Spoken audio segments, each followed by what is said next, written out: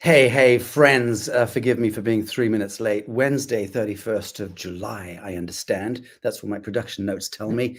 And I am somewhere in the hinterlands of Middle England, having just finished my United Kingdom and Ireland tour last night in Hampshire, which I have to say was the most delightful turnout ever. A lot of friends turned up. Some people flew in from different parts of Europe for that closing date of my UK tour. It's just been the most wonderful month long sojourn for me. A bit of an odyssey, I have to say, because I did certain things that I've been meaning to do for a very, very long time. Are we going live? Yes, we are. So sorry, I just had to double check that. For me, it was a bit of an odyssey. I've not been in England technically for about 4 years. And I explained to my audience on the trail a little of the rationale as to why I didn't exactly flee England, but why I withdrew in some disgust after having lived here and had a home here for a very long time. And I'm not going to tell that story here, but it is connected into the kind of sub-narrative of what we're going to be discussing on today's Lazarus Symposium. Just fleetingly, these are some of the images of the tour. I think this was speaking to John Dee there in the basement of Queen Elizabeth I. That was part of a part of my discussion, was really drawing the line. That's in the Genesis Theatre in London. But this was really speaking to archaeocosmology, the status quo, and the mechanics of ascension, which is my preferred subject matter, as many of you know. Great fun indeed. And we will be touching on some of those subjects in today's various segments. The opening panel today, which I want to dive right into, which is why I'm not giving too much fanfare at the front end of this symposium, is because I want to make best use of this incredible group of experts. And I would say good Adamites. My favorite subject matter being good Adamites. Adamites being the antithesis to Cronus, to the titans that devour their own young. And today, bringing back on, after not having been with us for some time, missed him greatly. I have to bring in first David Sarita. David, so happy to see you. Oh, yeah. So good to be here, Sacha. And it's looking forward to where this is going to go today. Now, you look as though you're going to break into song like Ray Charles. Do you have a piano in front of you, or is it just David Sarita today? Very happy to see you, David. Thanks for that. I also want to bring in a favorite, Andrea Fuchs. And to those of you, hi, Andrea. Good to see you. Hi, Sacha. It's Fuchs. Just but you know, I keep doing that, and you just have to excuse me and allow me that. I'm so sorry. So I'm where your tour began today, so I'm in Cornwall now. So to those of you who don't know, this remarkable woman is an acclaimed past life regression therapist and intuitive healer, and her work focuses on uncovering hidden truths from our past lives to facilitate healing and spiritual growth in the present.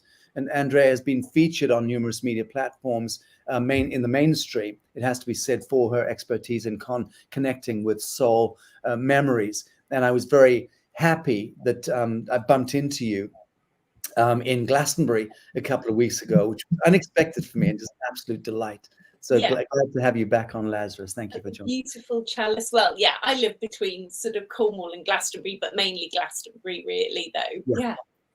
Beautiful. Okay, bringing on our guest of honor today, somebody who I met for the first time in Ireland at the epicenter of the planetary heart. What a magnificent space and quanta to first connect with a precious soul. And there she was, the druidess, the shaman, the beautiful creature that is Mary Costello. Mary, I'm very happy to have you on Lazarus today. Thank you for joining us. Hey, thank you. That was quite an introduction. I'm here anyway. Thank you so much. I'm very happy. That was a beautiful moment.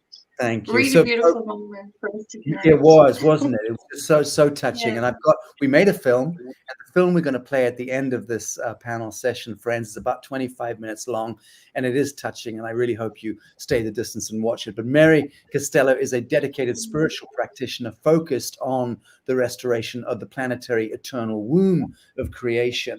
And as a channel of the first eye of Mother, she works to weave and restore the first tapestry of divine humanity.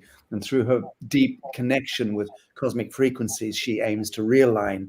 I'll say no, she doesn't aim to. She does realign and heal our world by anchoring the energy of the cosmic mother. And again, what an extraordinary and blessed space it was to meet her at the epicenter of the planetary heart, in that sense, which is the hill of Tara and the stone of Tara.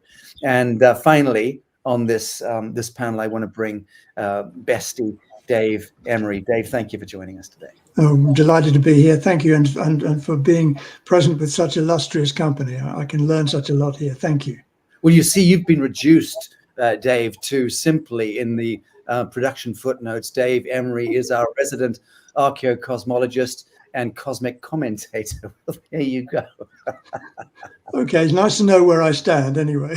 Very good. And David, you're our frequency guru. That's what you've been reduced to, a frequency guru. Does that suit? Or should we Yeah, I think so. The frequencies of the planets, the stars, and now the hyperdimensional solar system.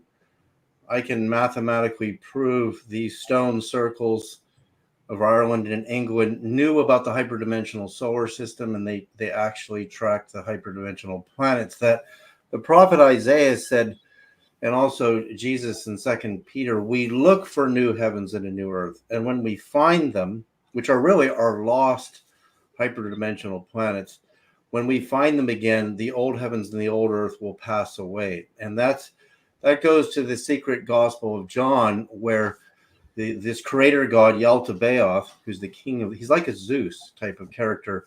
The human race is cast to the lowest region of matter itself, not the lowest geographical region, but there's a code on the atom that spins us the opposite way, which is the electron spin. And these hyperdimensional planets, which I now know the orbits of very precisely, line up with. It's really mind-blowing what's in my head right now. I wish I could get it all out, but I will prove this. So these stone monuments, these stone circles, were aware of like the ancient Greeks called the sun behind the sun. So there's two suns and there's two sets of 9 planets. One is hyperdimensional to the other. And if you know the numbers of the orbits like I do, the hyperdimensionals, you'll see those numbers in the stone circles, and you'll realize they knew both solar systems. It kind of forms like a steep cross. And there are actual people during these events, like solar eclipses and solstice marks, where two suns will show up on their camera, but not to the naked eye. And again, the ancient Greeks called it the sun behind the sun, which has a different numerology than the physical sun. Actually, the ancient Greeks said the physical sun is the 666 and the hyperdimensional sun is an 888. So, I mean, that's just these markers in stone, again, were tracking, and so was the Great Pyramid of Egypt, this hyperdimensional solar system that the prophecies say we're going to find it again. And I believe the stones, because I think what the subject today is, are the way to find it. And I could demonstrate that. I'm making a film right now. This film should be ready by the end of September. Beautiful. Great. It will really illustrate this properly. Very good. Let me just set a context here. So what are we really discussing here? Tara, center of the earth, divine right to rule, R-I-T-E. Why and what is the hill of Tara? I'm just going to ask this in very reductive terms first of Mary. Just kindly explain to us the context here. What is Tara? Why is it significant? And why is it regarded by many oracles and shamanic peoples around the world as being the epicenter of the heart of humanity? Well, I will speak to what I have felt and seen, because I don't read like literature or information about things, but I'll certainly tell you what I've seen and felt. What I saw was a convergence point under Tara through this emerald crystal filter, this heart, and this would be the return. This seemed to be, and it did seem to be like masculine lineages, like it did seem to be men walking to this return for this kind of it was like they would receive renewal and a return to the Mother Earth or to the Mother Goddess in this convergence point. So I've been to Tara Hill of Tara, and there's two different ones. I'm not sure the exact name of that one. And I've seen the different stones, but it was only when we were there that and all the other people that were with us, we kind of rooted around a little bit. We got to see really what it was all about, because it's presented as one thing. It's presented almost like a lingam worship, and we know what that is. That's the sacrifice of man. And then when we rooted around a bit more, we got to see the bit that was hidden in plain sight. Yes, very beautiful. And Andrea, what is your telling or your take? Do you know much about the Hill of Tara, the Stone of Tara? I'll be honest, I don't know too much about it, but I've had an experience with women, and Mary might have sort of an answer for this. In the work that I do, I ended up with a lot of Irish women for a while linked to birthing. And in Ireland, if you go more than 2 weeks over your due date to give birth, you have to have a C-section. But I have gone through this phase of constantly attracting only Irish women who contact me, women living in Ireland, who are just about to go 2 weeks over their due date, and they contact me because they don't want a C-section. They want to give birth naturally. So I end up weaving emotionally with them online, not in person, into the emotional Akashic records between them, the baby, the father, and any significant others in the family, into why the baby's not dropping into the birth canal. And my track record is usually they go into labor within 3 hours of us going through this emotional release. But I'm fascinated as to why this is linked to Ireland and why it's Irish women that this is happening to.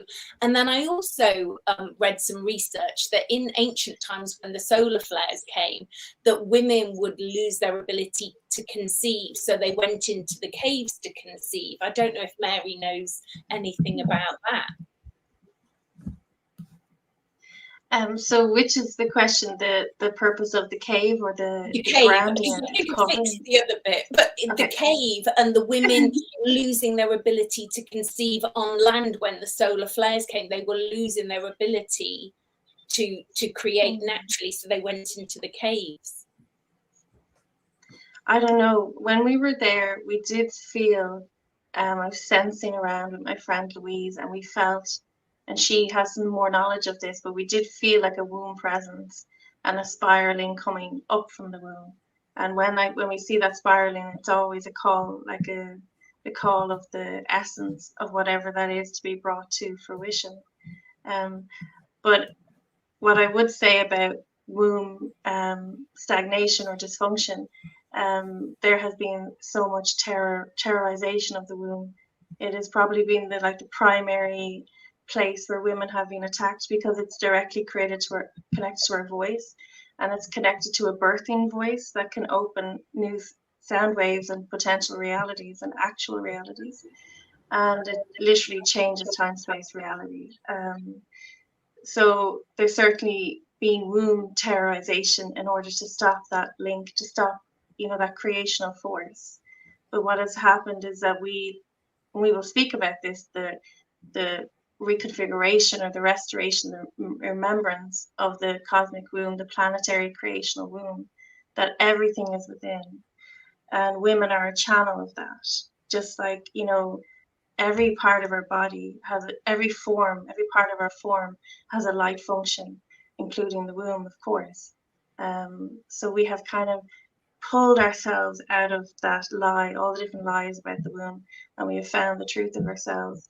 And the womb essentially is this, we would call the basin of the womb is what would have been called hell. Essentially, the basin of the womb was like the dumping ground of everything that was the shame of humanity. And there is a spiraling force underneath all of that now that literally can create vortexes to take that poison off planet, because it has nothing to do with us. So the function of woman and womb as a light, as a tool of light, has been restored, and it is being remembered by everyone. And then the effects of it are being felt in physical reality also. Very good. So let's speak momentarily about Ireland being one of the most maligned, marginalized, subjugated, genealogical peoples of the world. I mean, it's just gone on for millennia. Why?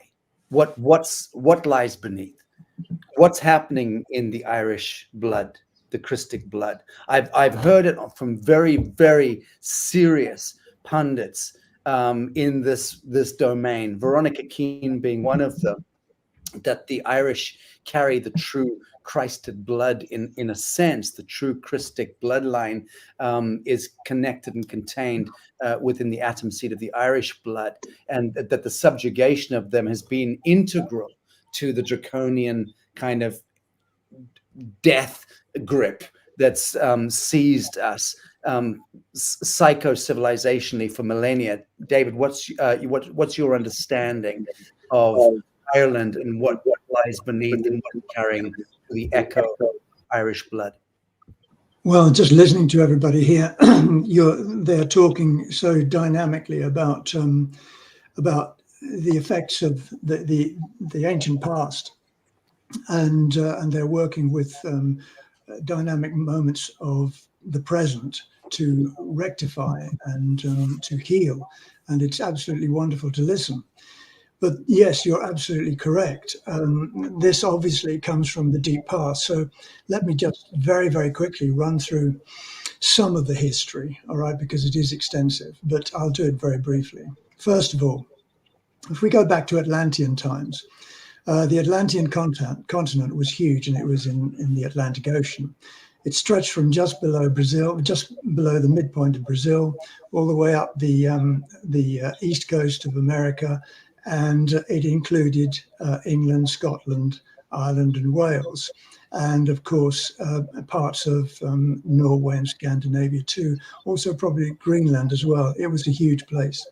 Now, in those days, it was forested extensively, and it was also the dynamic frequency realm of the Hyperboreans. Okay, now the Hyperboreans go back hundreds of millions of years, but they were the first etheric beings who were seeded into Gaia. Okay, that's our connection with Gaia, Harmonic Universe 3. And they provided us with our first DNA strand. So they're very, very important for us. And the Hyperboreans were 20 to 30 feet tall. They were like giants, okay? And that had an impact upon our myths and legends later. So I've said that. Now let's backtrack 70,000 years ago into the Atlantean times. And a lot of the tribes who were living up in what we would now call Ireland and England and Scotland were indeed very, very connected to the earth through the Hyperborean energy. And they had a deep and connecting and abiding connection with the inner stargates, inner earth. The stargates of inner earth, there are 12 of them, just like there are 12 planetary stargates. They are all interconnected, and they flow eternal source energy throughout the whole of the cosmos. And our planet Earth is a critical gate for the whole of our time matrix. It is very, very important. And so the people who were living in what we now call Ireland were very elementally connected. So they had a tremendously powerful connection with the rocks, the crystals, the elemental beings, the creatures, and the plants, and the earth itself. Now, what happened 30,000 years ago was that Atlantis, the first fall of Atlantis, there was a cataclysmic destruction, and the whole of Atlantis was reduced to a series of 3 sets of islands. One was Bruja, which is near Florida. One is Nohasa, which is Bermuda, which is actually where one of the major capitals was. And the others were the islands of Ireland, Scotland, England, and Wales. All right. And they got cut off, separated. And so what happened after that is that during the destruction, a lot of the tribes from all the different places had to disappear into different places. And one of the tribes was the Celtic Druidic. And this is the original King Arthur line. And they were often red-haired, but they were Celtic Druidics, and they had been in Atlantis, and they had fashioned lives for themselves where we are talking about now, Ireland, Scotland, England, and Wales. And they were therefore targeted by the fallen beings, and we could name them. You already know all of the names of these particular beings, and their Leviathan forces, which are hybrid human soldiers, went all over the world trying to destroy and steal all of the records, the cosmic records, and to reduce the frequency of all of those particular planetary beings who were the Celtic Druidic and the energies that existed and still exist deep within the Agartha temple horizons around Ireland particularly. And of course, we're talking Stonehenge, and we're talking about Camelot, which is Camelot. Camelot, which is actually taken from the inner earth Agartha temple called Camelotea. And that is where that comes from. And there is a deep connection. I'll just finish with this. There is a deep connection with the Stargates of inner earth. And one of those Stargates of inner earth is on Island, just off Dublin. You probably know it, Mary. Island, underneath that is Q site number 3. That is a very important Stargate for the inner earth template gates. Through a line from the stone of Tara, the hill of Tara, it would go through the Island. It would also go through the Vale of Pusey, which is Stargate 11. It would also go through Paris, which is underneath Paris are loads of Metatronic sound pulse mechanisms. And it would also go through the Vatican, and it would end up in Stonehenge. Sorry, not Stonehenge. It would end up in Giza, the pyramid. So all of these are dynamic low frequency connections and also massively high frequency connections, and they all feature around the original Atlantean islands of Ireland, Scotland. Wonderful. Thank you for that. David, what is your understanding of the importance or the geomancy connected to that part of the world of Ireland, even England?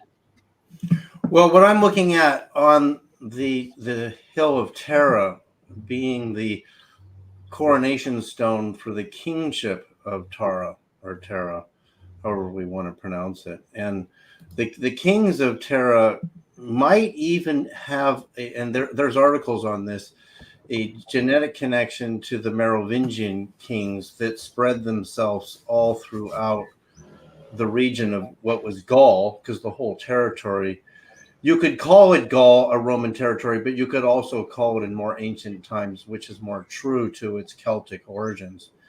But what interests me about the mythic stories I'm reading about the Hill of Tara and the coronation stone are two things.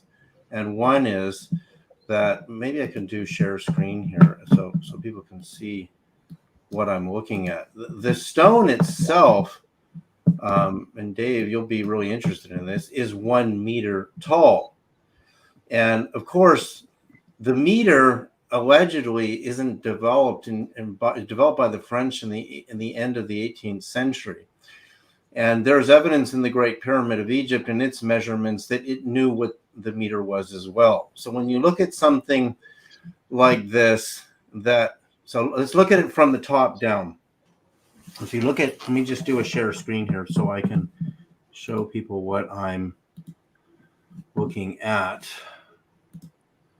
I'm looking at Leah Feller. So this is the stone at the top of the Hill of Tara right here, right? Are you seeing that? Now, I don't know when these flat pieces on the bottom were placed there, But if you were looking at it from the top down, it looks like the eclipse or what you would call a transit of a planet across the sun, like a transit of Venus or a transit of Mercury, would resemble this looking at it from space, looking down. So transits are quite rare. I mean, I know a lot about transits. Astrologers know all about transits of Venus. In fact, Earth transits, if you were living on Mars, and there are dates for when Mars transits the sun. So a transit is when a planet actually lines up and passes across the sun. In fact, in Sedona, I remember the last Venus transit. So Mercury transits, because they're closest to the sun, are the most common. Then you get Venus transits, then you get Earth transits that are only visible from Mars. But then you also get transits of my hyperdimensional planets in the solar system. And this is what really interests me about this, because the mythic around the Hill of Tara, from what I can see, describes gods and goddesses coming to Earth and then being, it's like the story of Jesus in the Apocryphon of John, that we were cast down, I believe, to the antimatter world or the matter world, and they're in their planets are antimatter to our matter, which means their electrons spin the other way, and we don't see them anymore. So therefore, when they got here, they would have to have the ability to track the hyperdimensional heavens, the hyperdimensional solar system, which is really named clearly by the prophet Isaiah in the Bible. So that if you date this, that's the only problem with the Hill of Tara that I can't do. I can't date when this coronation stone would have appeared, right? I just don't know when that happened. And I don't know when the decorative stones around the base. So remember, you're looking from the top. And if you look at pictures of what a transit looks like, it looks exactly like that. So what I know too, and I presented this here before, Sacha, is the miracle of the sun at Fatima was the transit of a particular planet with a particular orbit, which I have now tracked very closely, and I can prove, and I'll have to do this later because it's a long presentation. It's going to be in my new film, Where to Next, that Stonehenge 1 with the 56 Aubrey holes was tracking this particular planet that I'm talking about. And when this planet transits, you get the miracle of the sun at Fatima. And transits happen, like transits of Venus they come in pairs, so you get two of them in a row that are years apart. Transits of Venus are 8 years apart in pairs. Then you won't see them again for 100 and something years, and then they'll come again in pairs. Now remember, what we know about Fatima, one, it was October 13th, 1917, and there was a Fatima 2 witnessed by Pope Pius XII 33 years later in 1950 in Rome. 33 years. Does that ring a bell? And I've said this before on your show. The Star of Bethlehem to the crucifixion of Christ and the 3 hours of darkness on the cross. See, eclipses don't last for 3 hours, but transits do.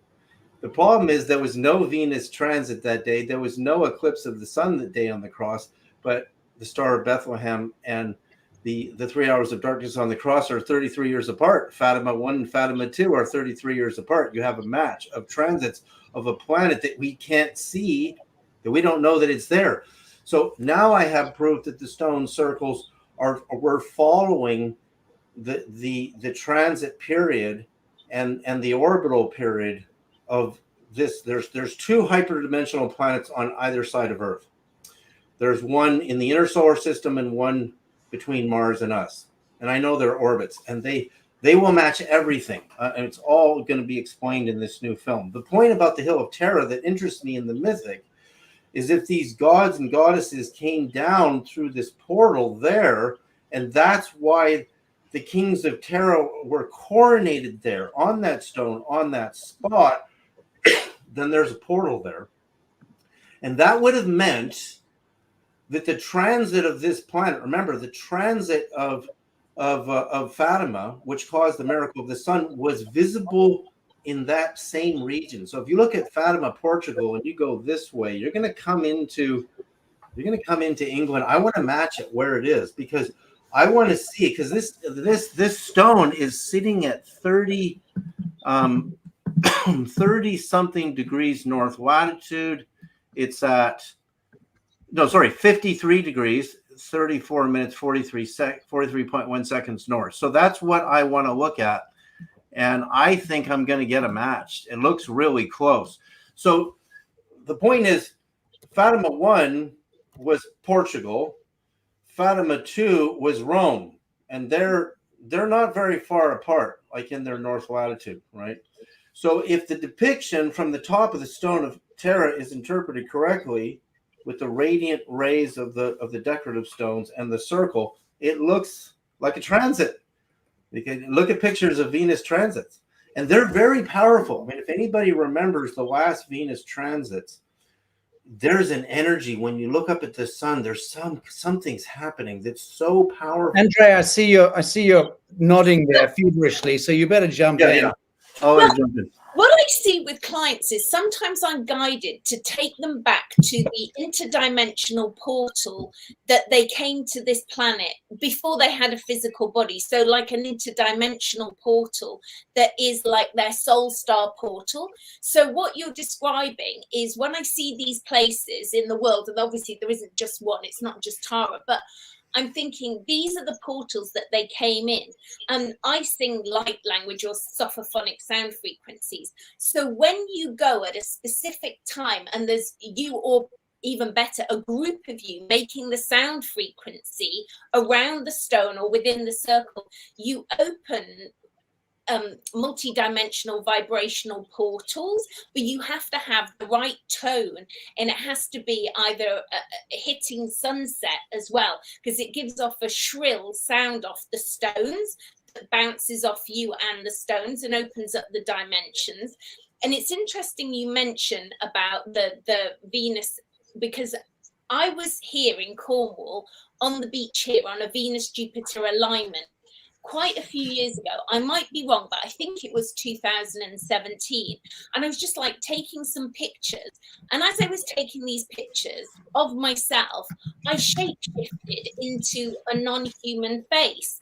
I mean, I should find the photograph to show you, because it's my hair, but it's not my face that I caught. But within the milliseconds after, it is my face. So I think it's all to do with these, that they're Stargate portals, that what these stone circles are and what the sound frequencies are and what we can use them for to open multi-dimensional dimensions.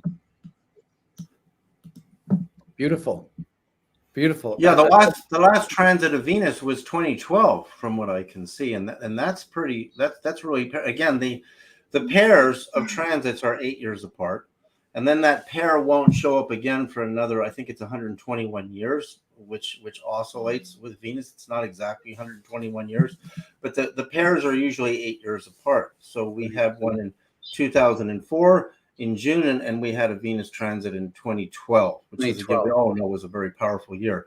Right. So again, when you look at a picture of what a transit looks like, the stone of Terra from the top with the decorative stones looking like the rays. Let me jump in here, David, because the stone of Tara, when I was there on the ground with a group of people who are of the druidic and shamanic inclinations, and really understood tremendous backstory there, said to me when I asked the question, because I've been on a pilgrimage to get to the Stone of Tara for years, connected to a very, very enigmatic story that I was pulled into a number of years ago that has not yet been resolved. And it's an enormous story that I believe is of planetary significance, and is connected to the reincarnation of the last of the true kings of Ireland at the time that St. Patrick's was descending on Ireland to conduct his Vatican Holocaust against the good Irish people. The then king of Ireland fled with an ark that was in his custody, possession. He fled to England, and he went to a woods not far from London, and that ark was buried there. Generations later, a kind of Gothic pile was built above where that ark was buried, and then that fell into disrepair. And then about 100 years ago, a woman, a young woman, who was a clairvoyant in England. I met her when she was 100 a few years ago.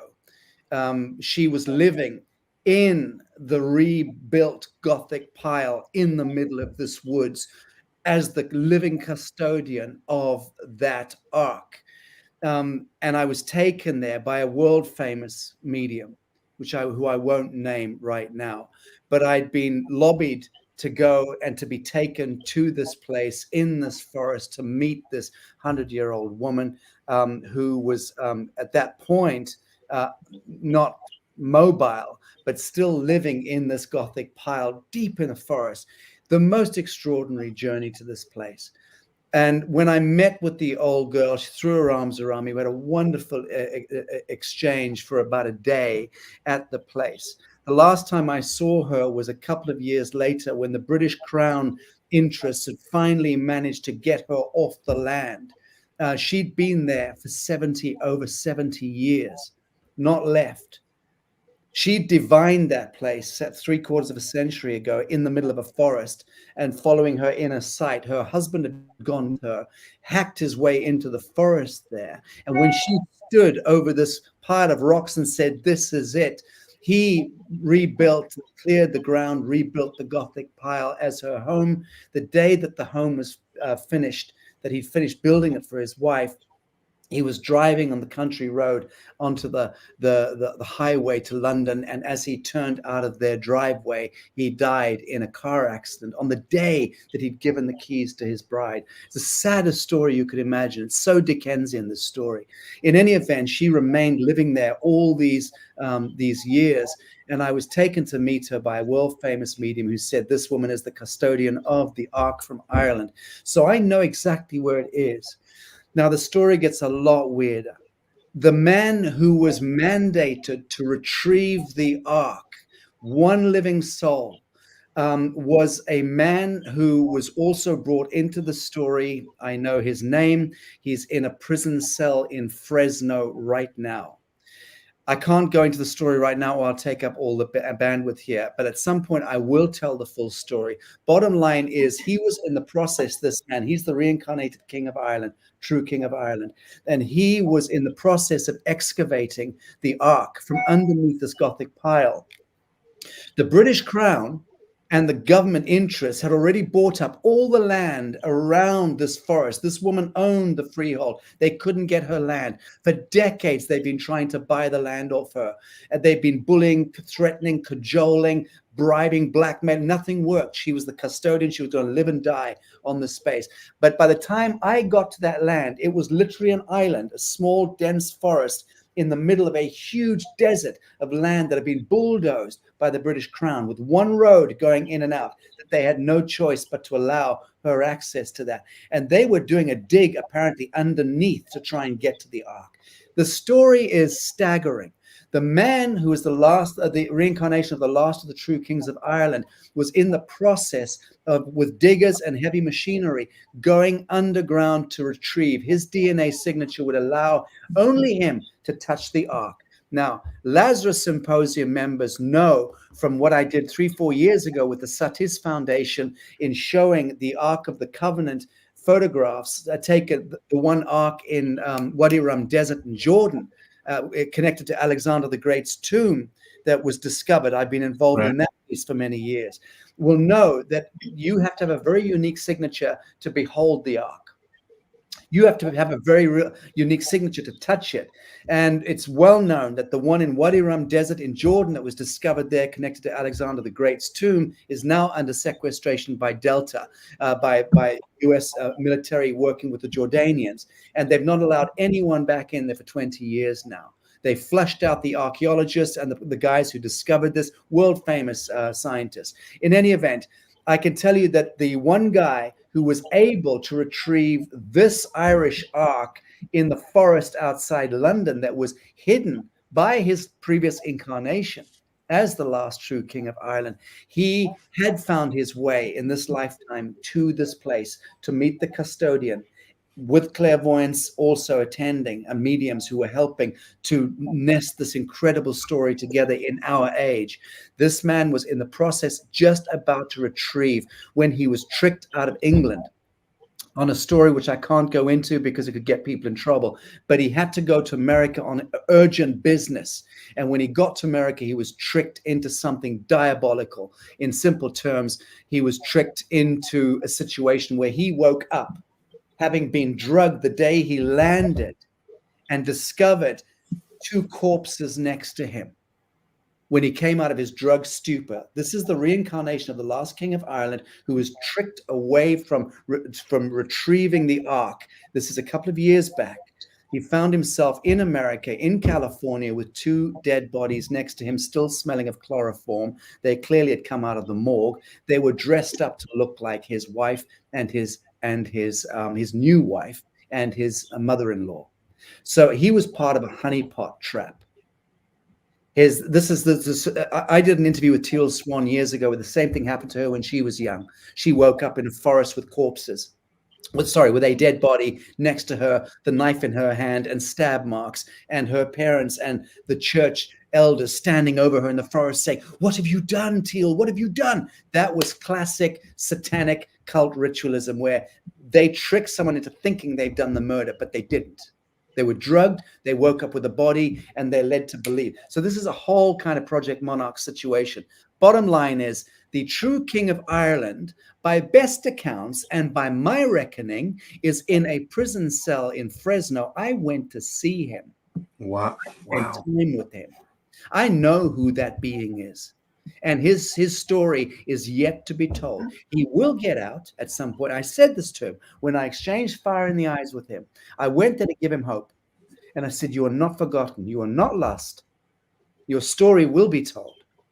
And at the anointed hour, you will be out of this." He knows that, because only he can retrieve that ark from that particular vector outside London in the United Kingdom. He has to retrieve that and bring it back to Ireland, and he has to place that ark exactly above the epicenter of the true stone of Tara, on the mound or the hill of Tara, which incidentally is not where it situates today. Right. I think 30 or 40 meters away from the true epicenter.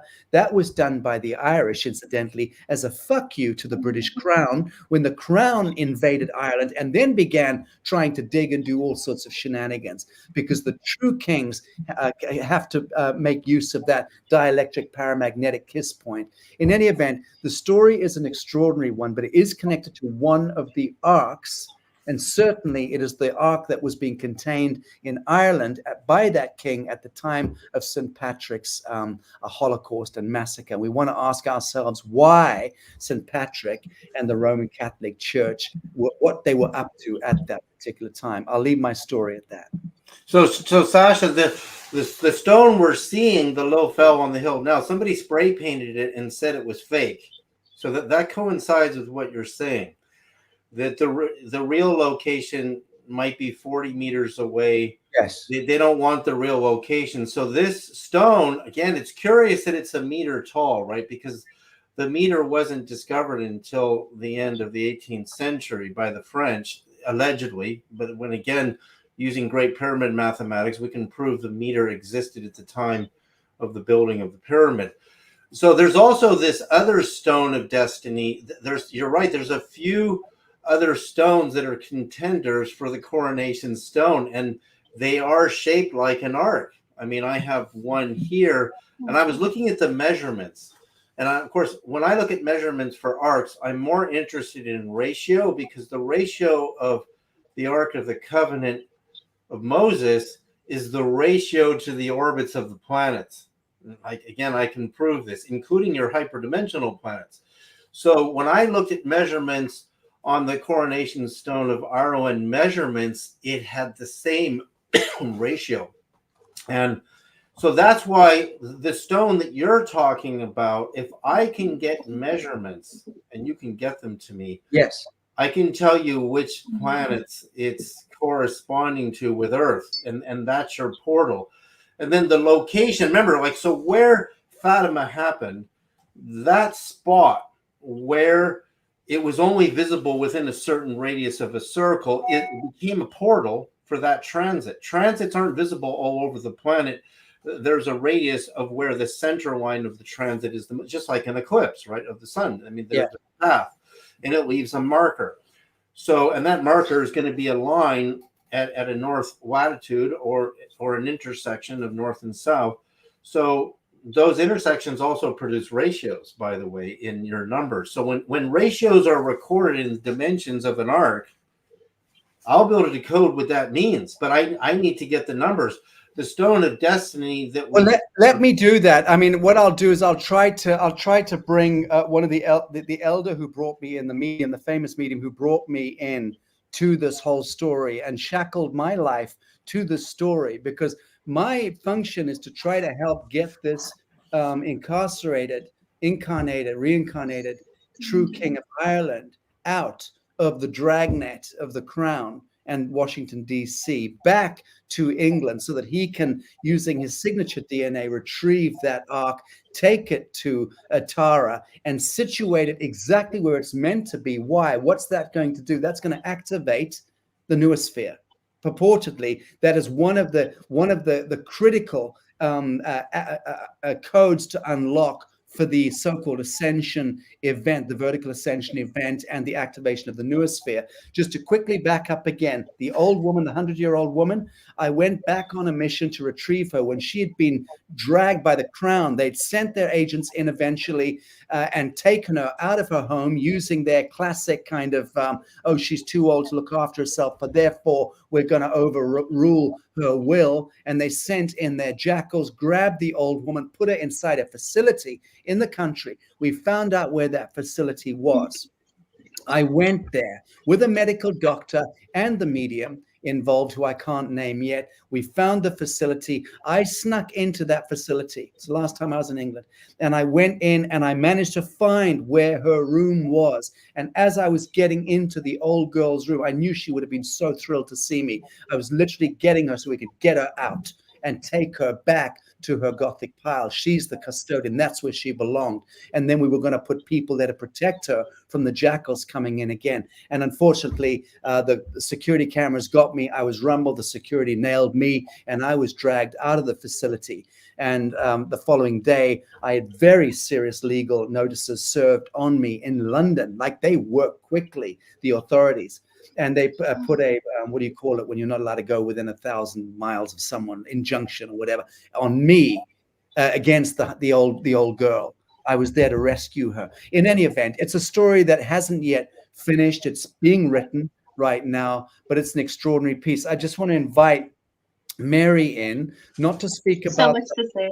Not to speak about the Ark of the Covenant, but to speak a little bit about frequency.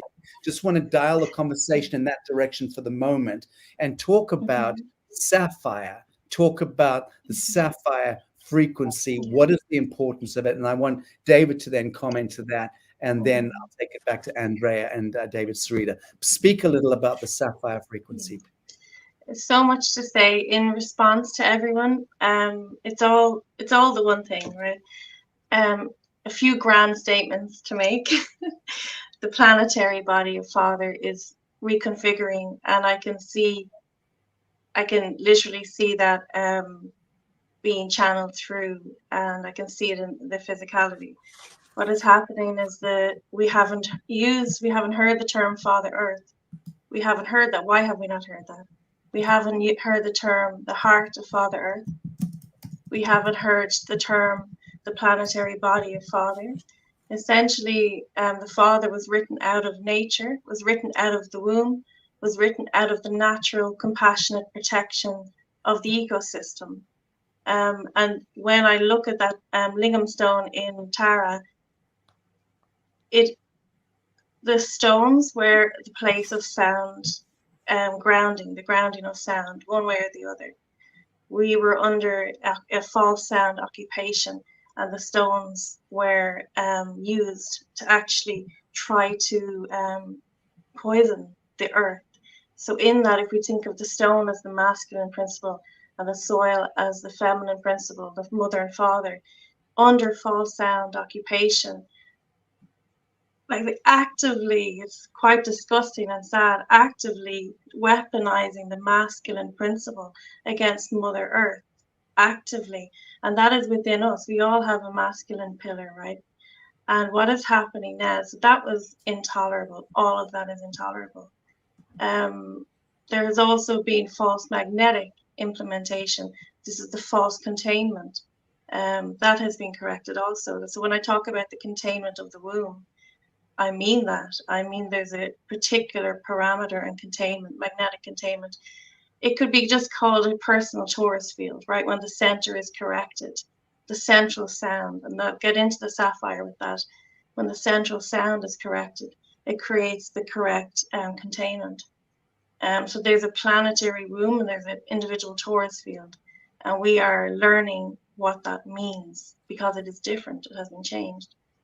So what happened when the stone was taken out of nature, out of compassion? It had the inability to ground. It was hijacked by a sound frequency that Mother Earth would not receive. It was an imposition. It was the frequency of it. I don't know all the details. I just know enough to, when I'm traveling, I just find out enough of what I need to know to disable it. It was from Saturn, is what I can say. And what I know of the false magnetics, that was something to do with the black heart of Saturn, creating a false core. The black heart of Saturn was created as a false center, the core of Earth. Earth is the center of the universe. We are the heart of the universe. We are the grounding station for everything. We are the place of creation. If it could be done anywhere else, it would be done. So there has been so much investment to use our mechanics of creation to create miscreation. So when I talk about the sound that's coming through now, I talk, first of all, the containment of a space had to be done to let us see what is happening. Water is what informs stone. So the sound that travels through water is what was reaching our stone, and the interplay between water and stone is what was informing. And when I say water, in the atmosphere, this is also how the sound travels through us, is through our own water. So there has been containment of the womb, of our time space, our continuum. And that is done by a sound intention. All sound has intention. So if there was an anti-life, miscreation, discord, dysfunction, sound intention placed upon us, that has been replaced and made, annihilated is the word. The source is not connected to us anymore. That has been replaced by the true sound current, which is the sound of Mother, which I saw coming up from the earth like a sapphire plasmic crystal. And then when I, in my travels, traveled to the doorway of the womb, which is the eye of the needle, the eye of the needle is a sound barrier between the ether and between the creational womb. And the only way through that is resonance. So the mother principle, the womb is held in sound resonance. Mm-hmm. That we are held by sophionic sound lines that travel through the mother, grandmother, mother, daughter lines. And this sapphire sound current that is coming from the it's like, maybe you would call it that lotus flower. I call it the cosmic rose. It is of Andromeda. And the second sun you're talking about, this is the color. Can you see that? I presume that's the color. It's aquiline. That is the crystal core of Andromeda. Mm. That is maybe that is the sun you're feeling and seeing and taking pictures of. Mm. The sound current that's coming through is Mother's sound coming from the cosmic rose, the first emanation of Mother, and the intention, because all sound has intention, is eternal love, unified, eternal, devotional love to life. And this is the current that our body recognizes. Even if you see our blood is blue, our body recognizes this, and so does Mother Earth. So with this current running through our life body, our electrical bodies, all of what I hear everyone speaking, their piece of the story, their piece of the planetary body of Father, which is an interconnected web, like the roots of a tree and the mycelium, and It is to be accessible at the tips of our fingers at all times. When I hear you all speaking those stories, and I know that this is grounding. And where this comes through is at the top of our head, we have a natural crown. We are all royalty. We were crowned in the womb. If you've ever held a baby, you'll see that beautiful crown at the top of their head. We are all royalty. So that sapphire current is grounding through us and allowing us to be remembered into the earth. I love that. We are all royalty. Dave, we are all royalty. Speak to royalty, blue bloods, and the color sapphire. Well, great stories, Sacha, and indicative of so much that's happened. And Mary, I resonate absolutely with everything you said there. That was awesome. And with regard to your ring, yes, the aquiline sun.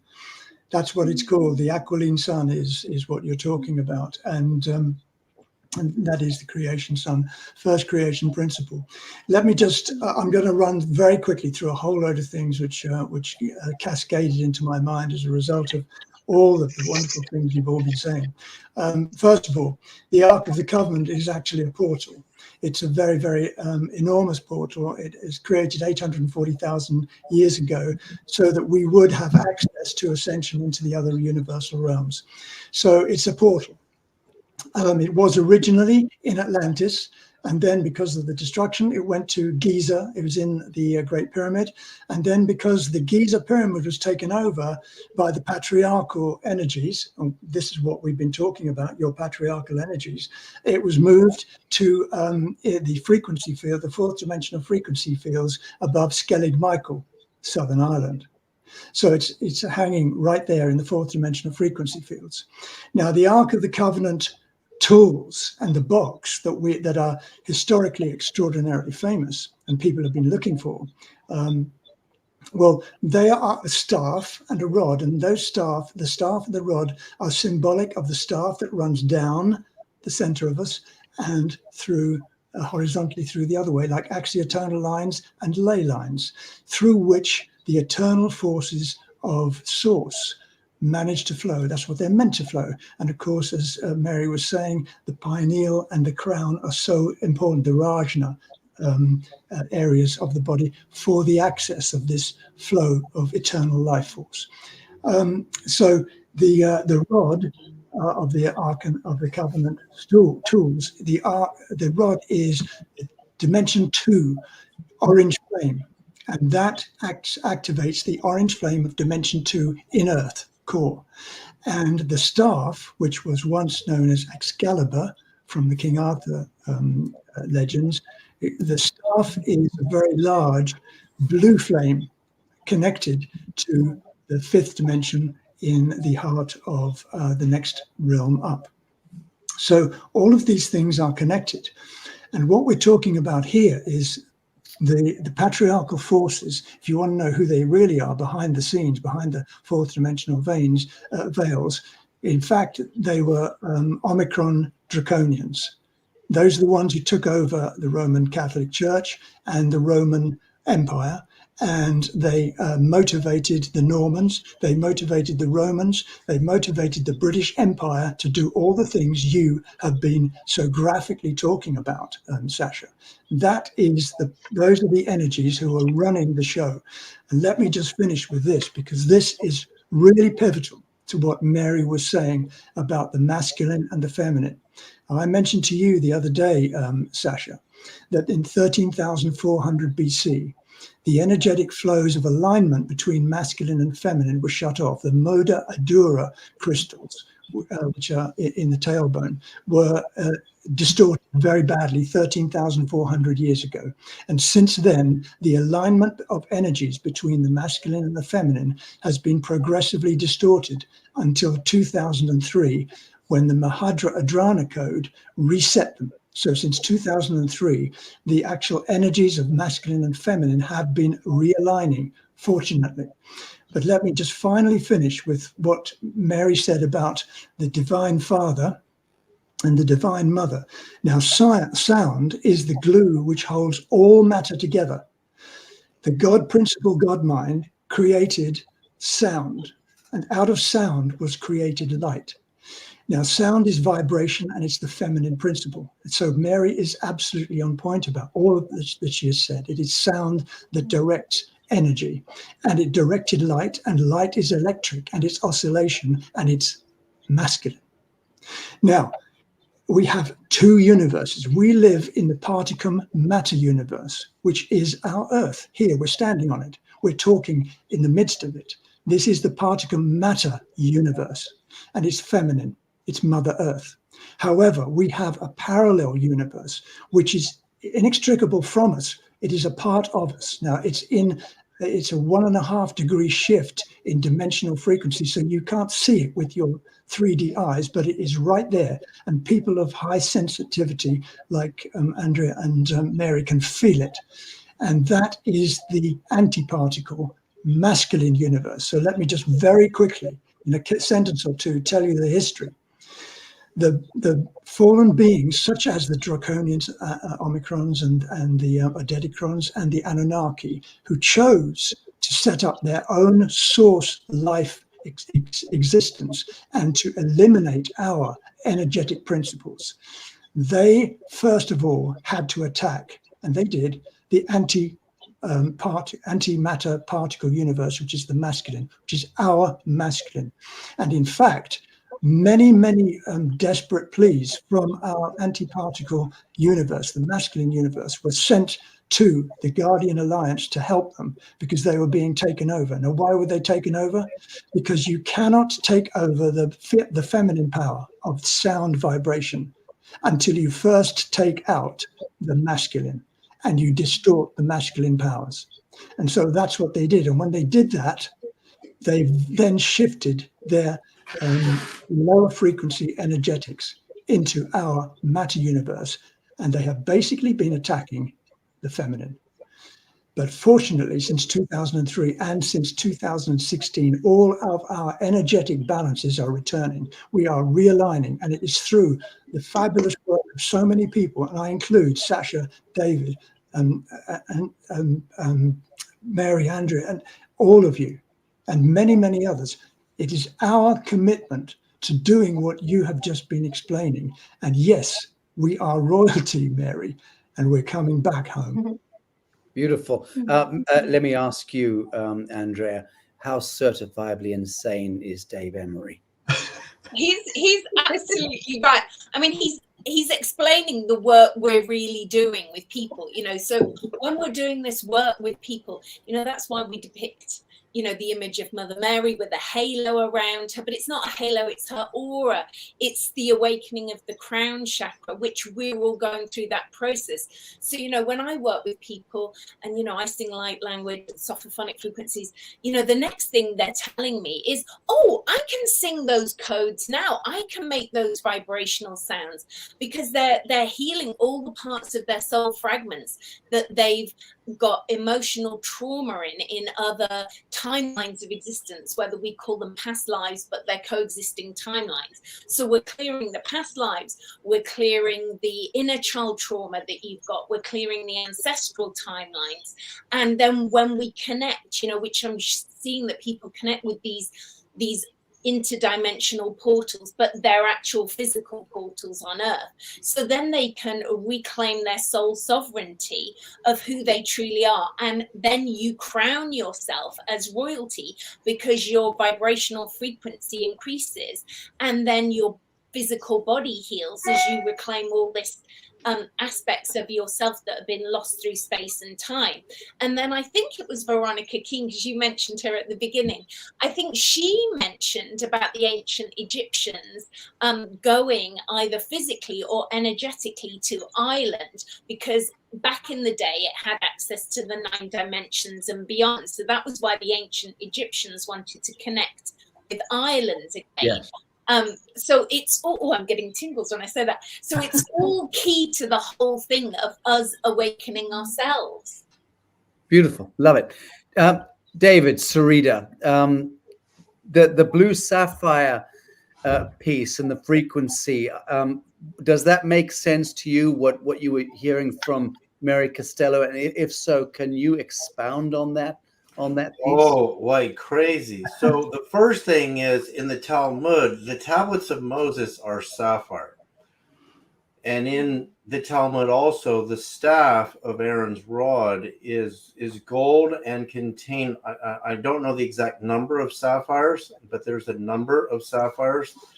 And then in the throne of God in Ezekiel, God is sitting on a sapphire throne. So let me explain, because in the Forgotten Books of Eden, which is the long version of the fall, the proverbial fall, which Jesus documents in the secret gospel of John very well, which was removed by the church accordingly.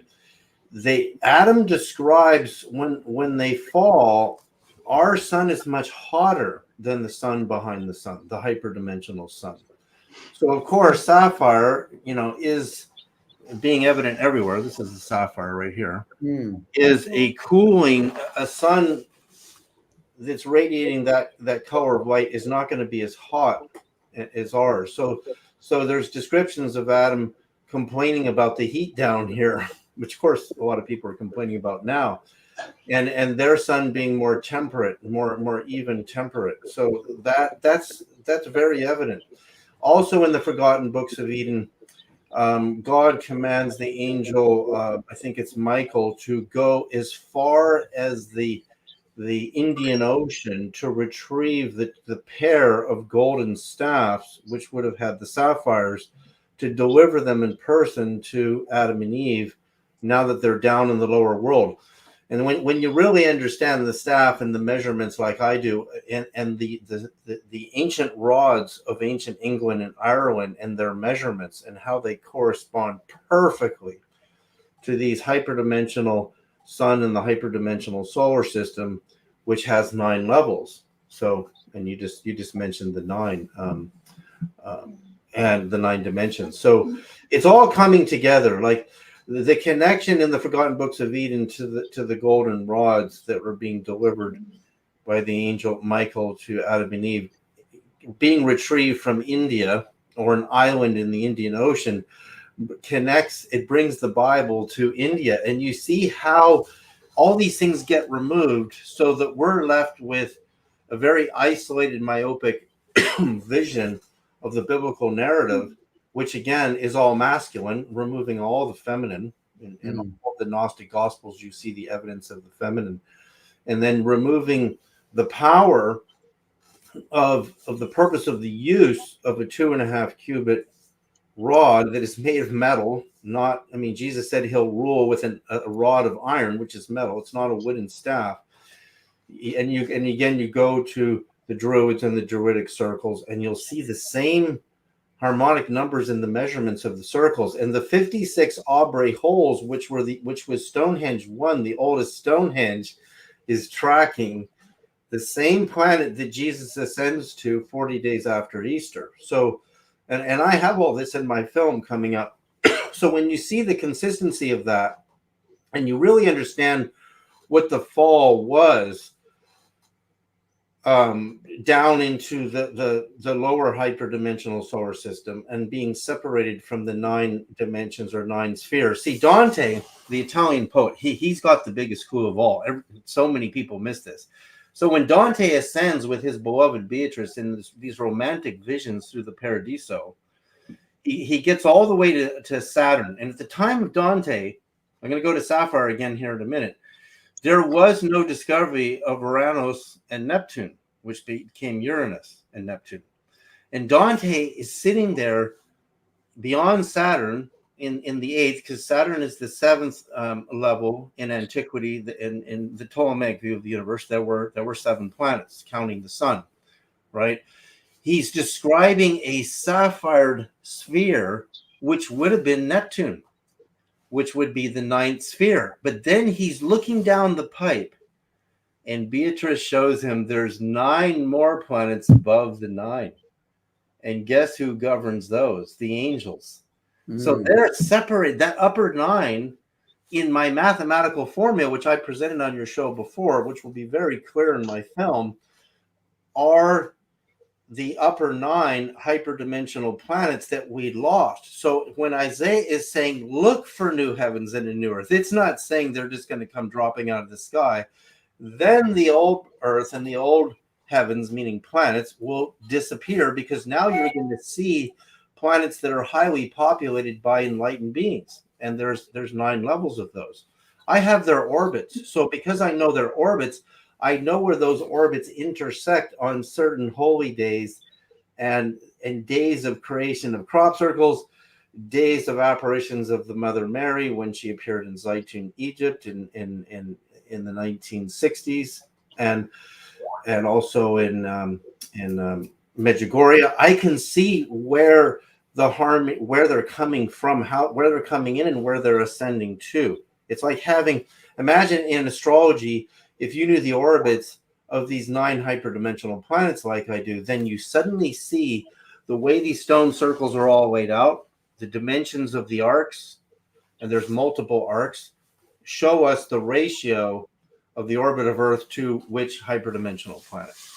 And we're gonna be living in a new solar system. Like when this film comes out, we will see the real heavens that we lost in the fall, when our electrons were spun negative instead of positronic, which is positive. We're suddenly going to see them. And the prophecy says it's going to happen. I think that's what this 5th dimensional leap that people are intuiting is all about. We're suddenly going to see the heavens that we lost, and the old heavens, the old planets, and the old Earth will pass away.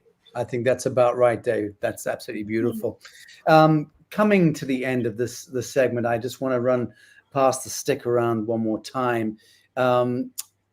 Mary, please, let's speak about the first eye of Mother. Yeah. You enumerated on the Father and Father Earth. First eye of Mother. Can you explain the concept of the first eye and its spiritual significance? Sure.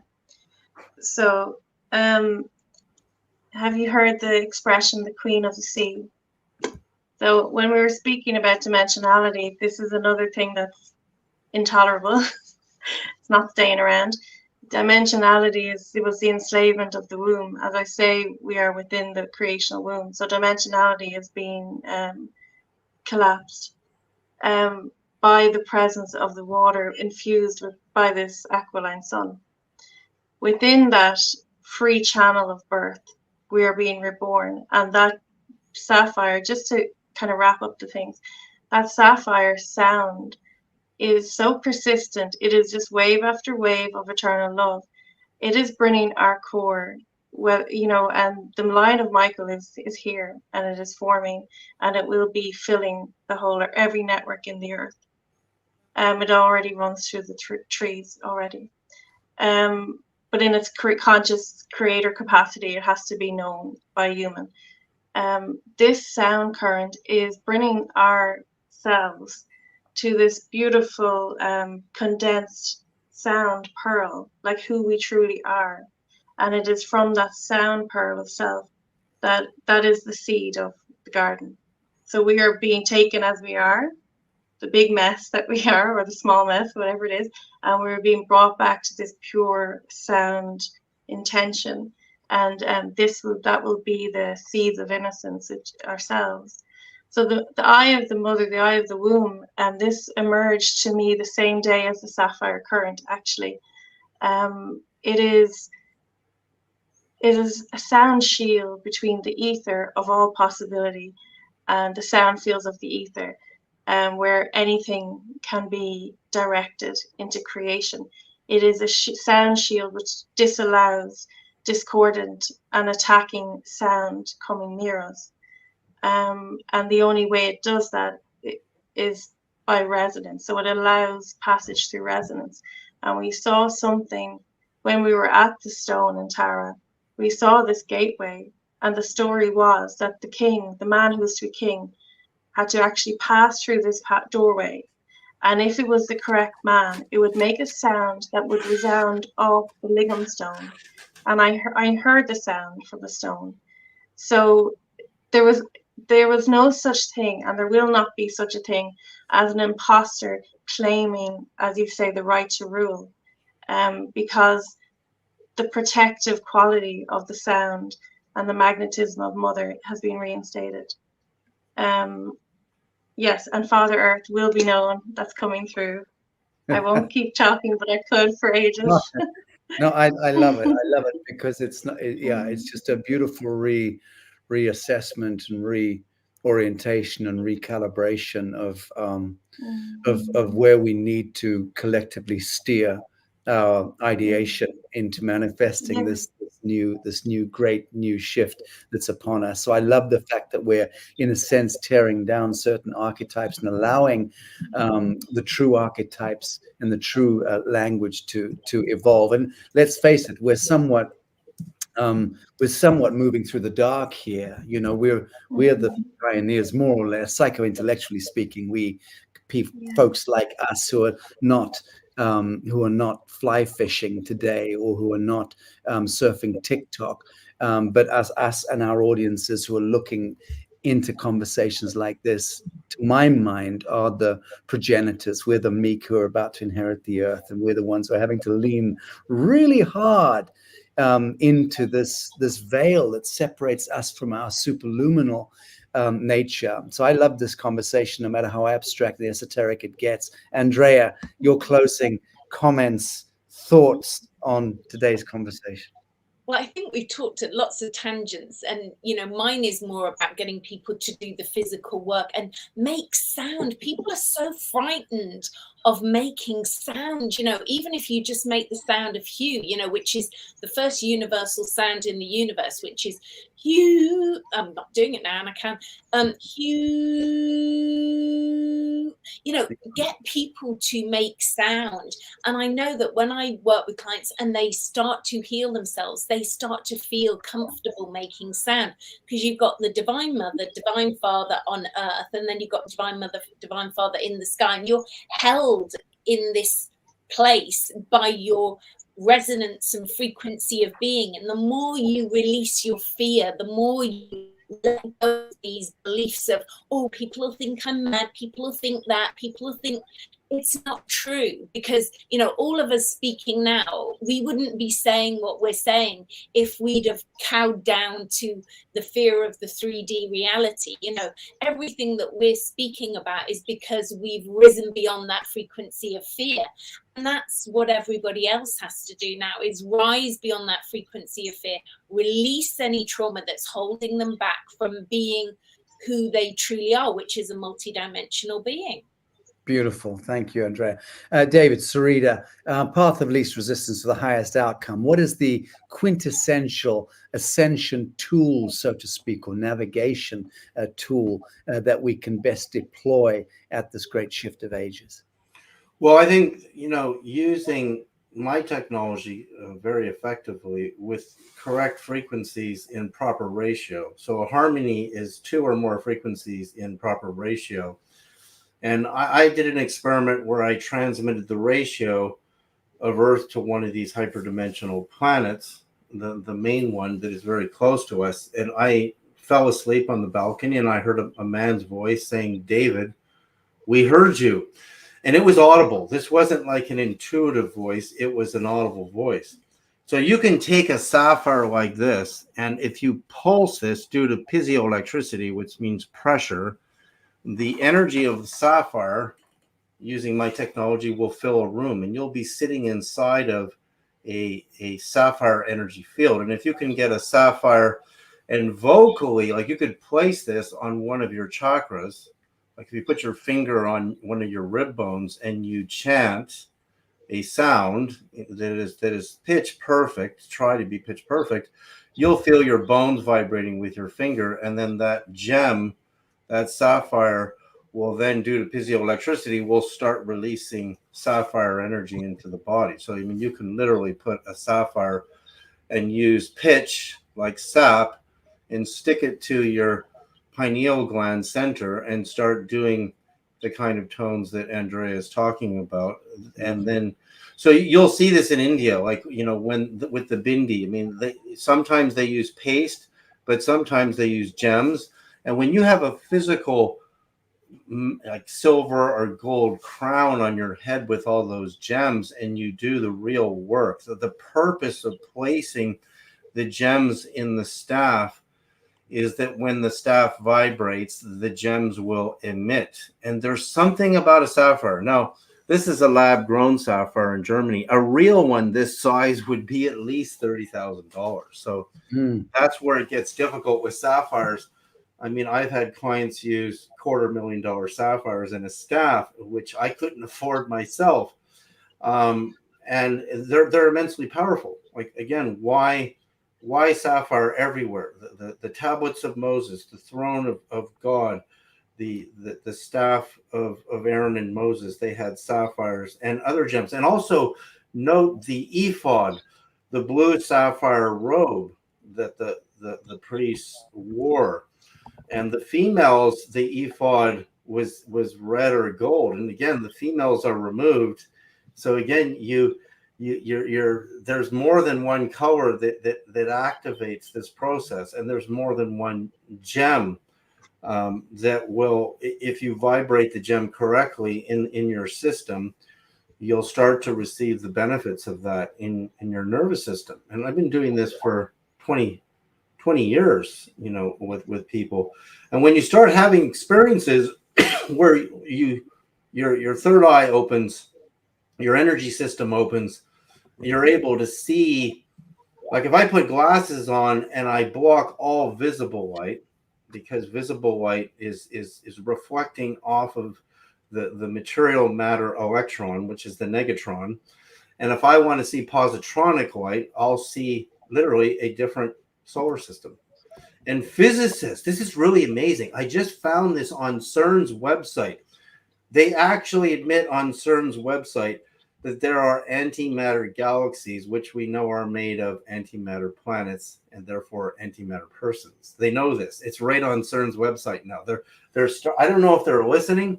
And also Sacha stone. I mean, Sacha, protector of mankind, stone. The stone of the protection of mankind. I'm just trying to get my hand on these stones, mate. That's mine. Yeah, look at those sapphires. Like those That's are exactly. Look at those sapphires. Would you indeed? Oh, those are sacrilege. millions of dollars. Millions of dollars. Yeah, it's too classic. David, that's so beautiful. Thank you. Dave, That's painful to look at. Right, it is painful. I agree, it's painful to look at, but yeah, we are reclaiming the true jewels. Dave Emery, just round us off here, will you, with a bit of the feminized patriarchs here. Yes, your reflections on today's conversation. Well, wonderful conversation. I've learned such a lot, and I've had so many things validated. I want to say thank you to all of you. It's been great. So you've really expanded my consciousness here, which is really what it's all about. In fact, if I can just sum up my own perception of this, our whole story, which we've been involved in, this astonishing narrative, which has been going on for millions of years, and we've been involved in it in different ways. This astonishing narrative is always and only about one thing, just one. It's identity. And Mary pointed the finger at that. It's identity. It's who you are. And you know, the natives of all of our cultures, way back in time, they knew all of the mechanisms whereby they could realign themselves with the cosmic flows of eternal life. They would use symbol codes drawn into the sand. They would use songs with special sounds, and they would do suriyas, which is special dances and movements, and they were all connected. They all knew the cosmic design principles as they fed through their own frequency fields. So what has happened? We've forgotten who we are, and not because we lost our memory, but because we had our magnetic memories stolen from us over many millions of years. It has been an astonishing story. But now I can say that I'm very happy anyway, because I'm remembering who I am. And this whole story of identity is coming home to be as we were and as we have always been meant to be. Beautiful. Well, thank you, Dave Emery Costello, Andrea Fawkes. Yeah. And David Sarita, friends, thank you so very much for this beautiful conversation today, and look forward to the next time. Thank you.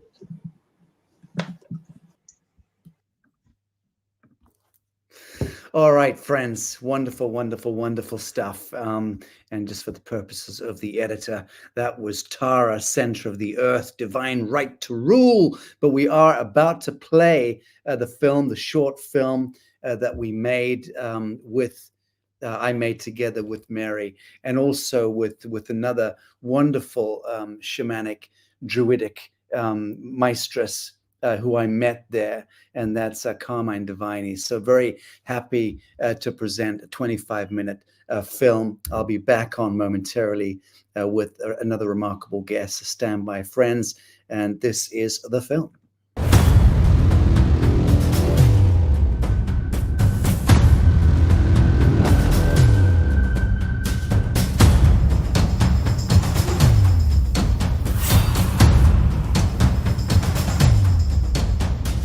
Here we are.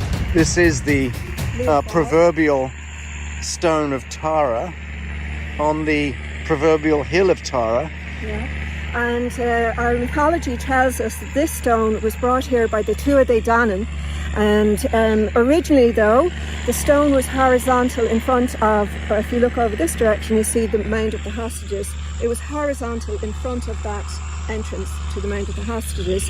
And it was brought here and erected vertically after the 1798 rebellion, when the Irish revolted against the English. And beside the Leofold, over here to your left, we have a stone of memorial. And just so the audience understand, we're contending with that ghastly creature lumbering towards us. Couldn't be more imperfectly ordained whilst we're trying to hear this incredible story, but do go on. All right, the monument that you see here Yes. is to those people who died. Let's have a look at it. Yeah, in the 1798 rebellion. So at the same time as putting the stone here erect, the Leofold, this was erected as well. So you'll see the words, the number 1798. The rest of it's in Irish and pretty much illegible, but it is a tribute to those who gave their lives for the freedom of Ireland. Okay, how long ago? That was 1798. Gotcha. Yeah. Okay.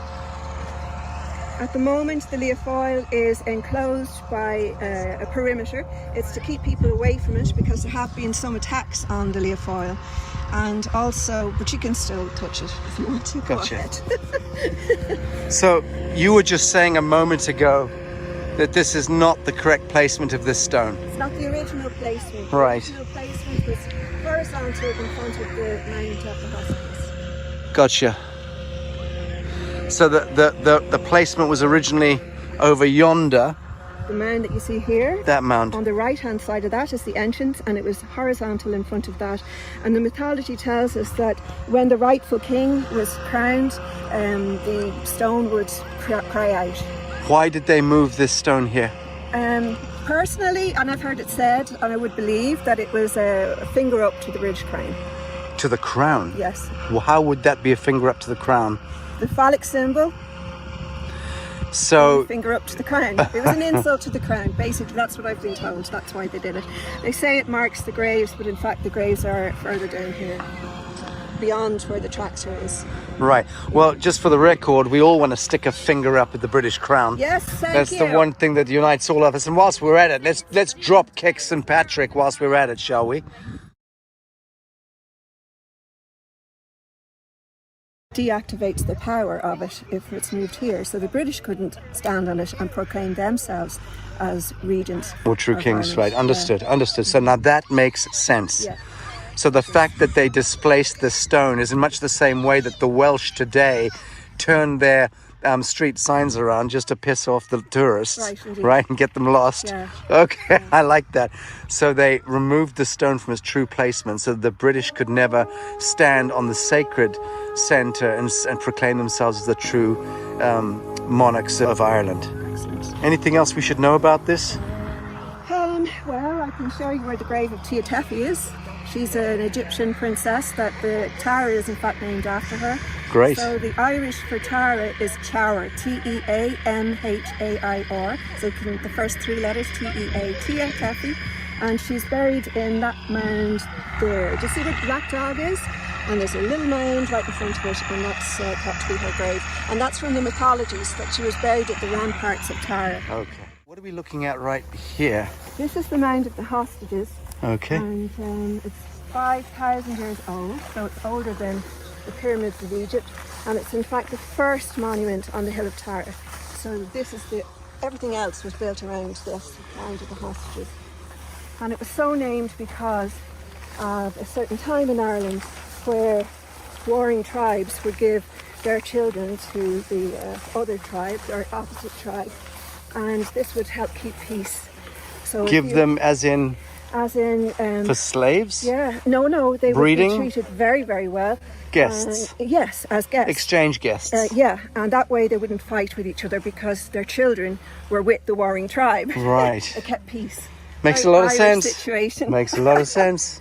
So this is the Mound of the Hostages, and at Imbolc and again at Samhain, which is the beginning of February and the beginning of November, the sun shines in here to the stone at the back and illuminates the chamber, much the way the same thing happens at Newgrange. This is a much shorter passage.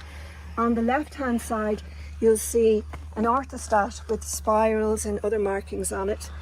It illuminates, it brings in the light of the sun deep into the womb of the earth, illuminating and bringing union, divine union. Dance of Shiva and Shakti, Yeah. so to speak. With this stone here, we think, it is thought that it's a map of all of the monuments on the hill, and many of them now have disappeared through agriculture. Yeah. Okay, very good. Yeah. Thank you. There's a very strong connection here with Egypt, actually. Right. And there was a body found in here, a child's body that was surrounded by faience beads, which come from Egypt. So that's interesting. Another piece of a clue would be what I showed you up there, which is Tephi's mound. Gotcha. And we'll have to walk up here? Yeah. Oh.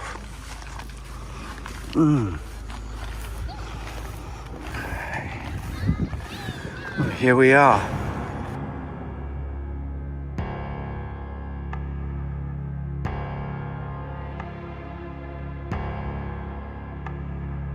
We're standing here at the centre of the Rath of the Synods, and this is where in the 1920s the British Israelites came to Ireland and dug up all around here, and they were looking for the Ark of the Covenant, and they believed that if they found it that they would rule the world. So anyone who ruled from Tara would rule the world.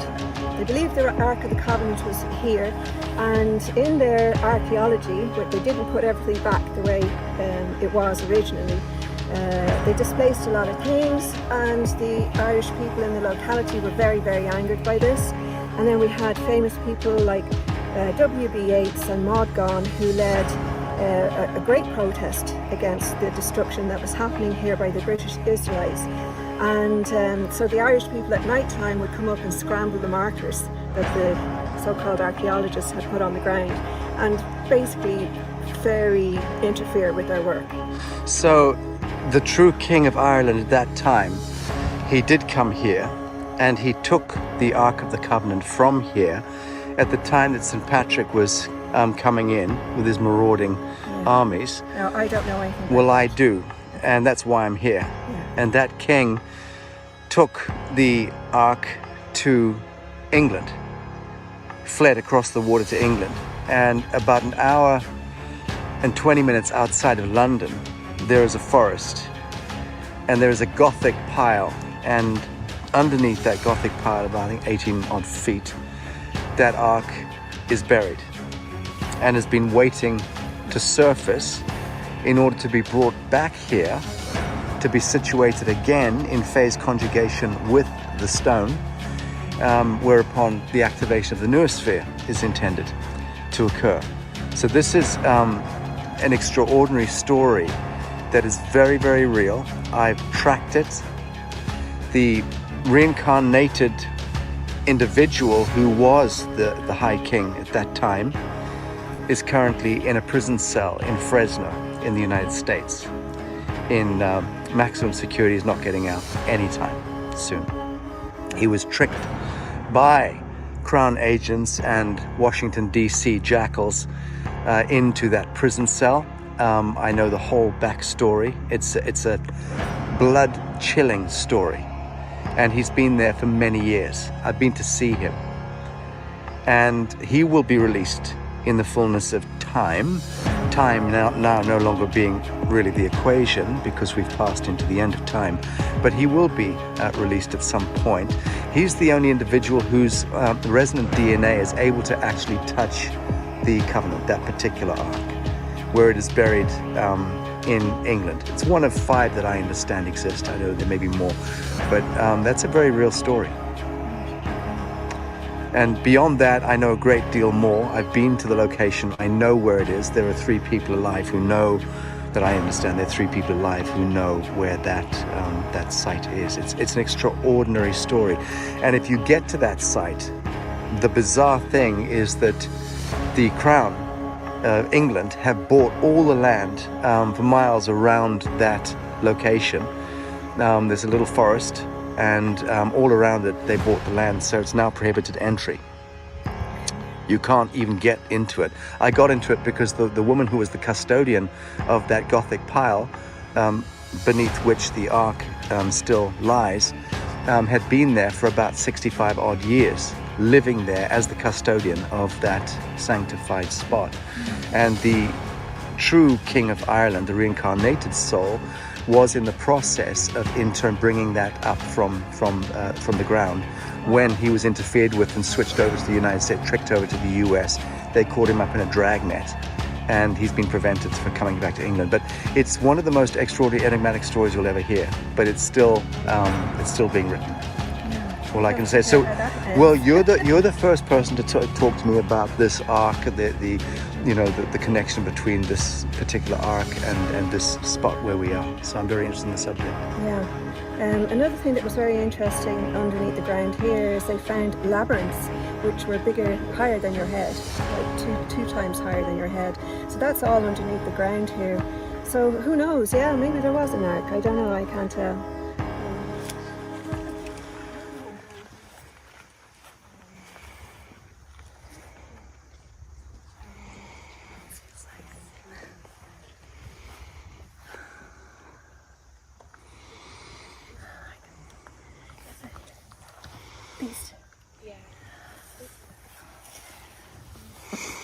X marks the spot.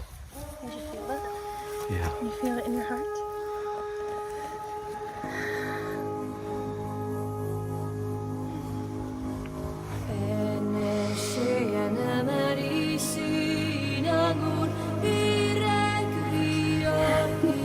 What's happening?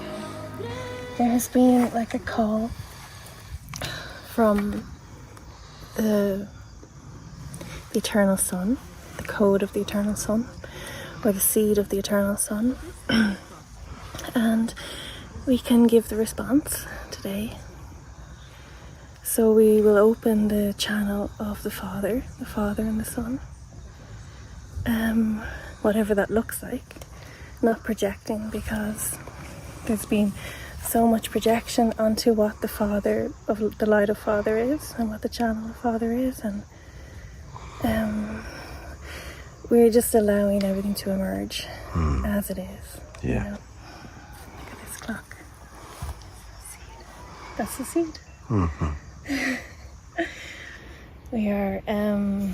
It was asked that this sound would come and turn like the fist into a rose, to remove the false sound, leftovers of war from the blood and from everything else.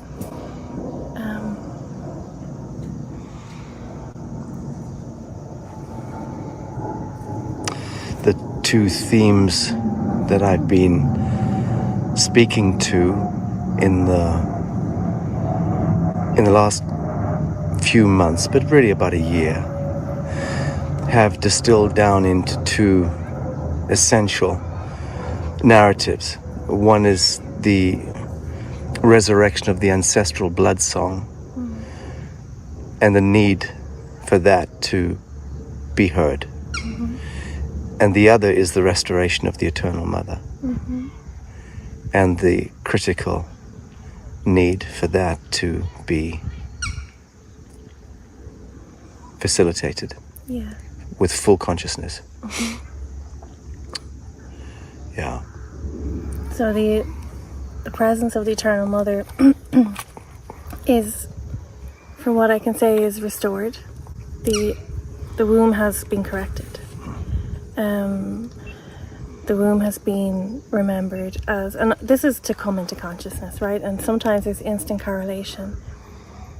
There is, but maybe we don't feel it yet. So there is instant correlation. That's the whole point of freeing the waters of creation. Yes. The dimensionality has been taken away, which is just a dilution or a segmenting of our presence here so that we can be used for miscreation in different dimensions. That has been, the dimensions have been flooded. Yes. By the aquiline water of the first womb. Stop there for a moment. Miscreation. Mm-hmm. Just expound on miscreation. Miscreation. So, being accessible to false sound.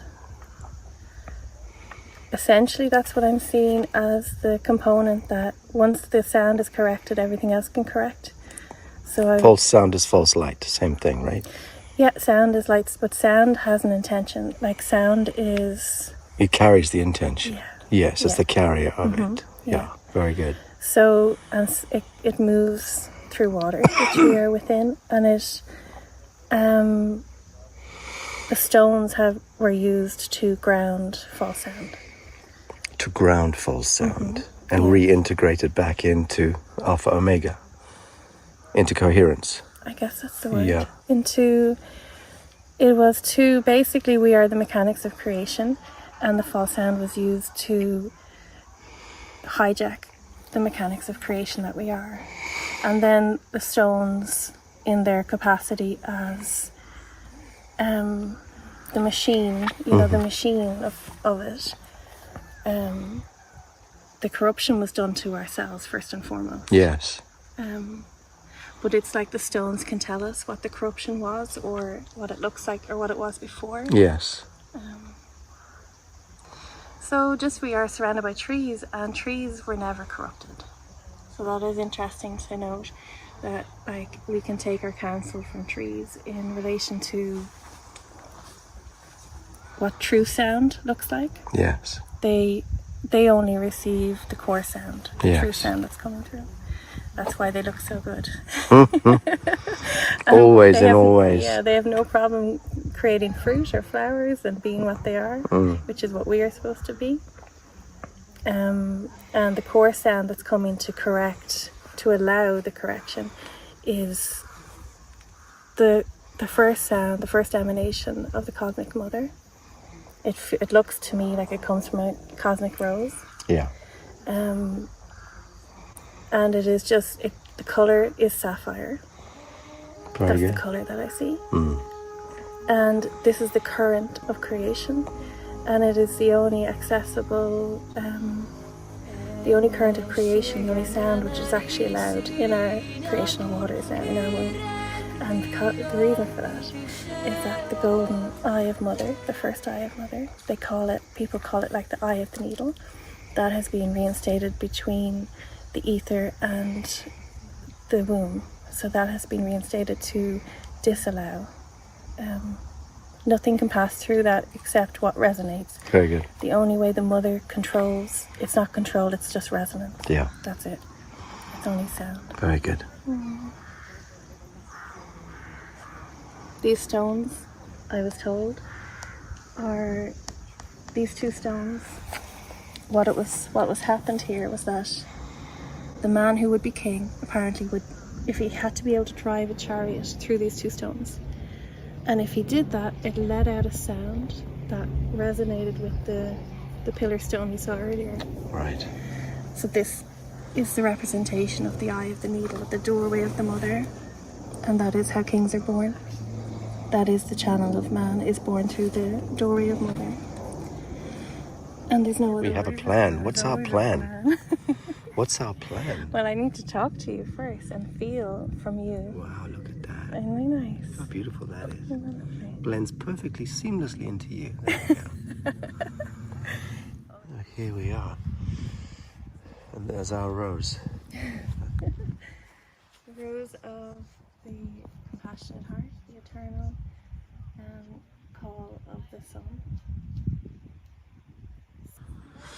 And we were speaking about, this being the fall of the old order of blood sacrifice and ritual sacrifice and harvest of humanity, which have been the underscoring themes of our psycho-civilizational complex for millennia. And that all now comes to an end, has in fact already shifted.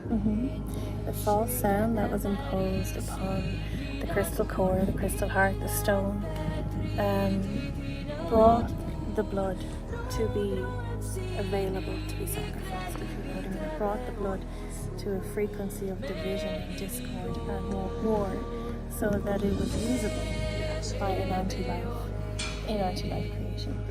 The core sound of Mother returns the blood to innocence, so it is actually unusable. And every blood spilt is returned. So there isn't a drop there for the anti-life machine. What I see is a red ruby crystal heart. The heart of the Father. The heart of the Son. That feels to me to be the filter that will keep humanity safe. Yeah. It feels to me to be the portal for the eternal compassion that will keep humanity safe. It feels to me that this activation of the ruby crystal core heart of Father and Son takes all hearts out of the black heart overlay false. I understand. And it is just to turn the hand. So we turn the hand, we back into the corner, and the hand has to turn. And in the end, these corrections are in the way of grace and ease, and it's as simple as just a ribbon being undone. Yeah, in the end, exactly it's just right. a correction. That's correct. What it's supposed to be. Yeah. So when you find the knot, it's very easy to undo it. Simplest action of all. Yeah, correct. Oh, that's beautiful.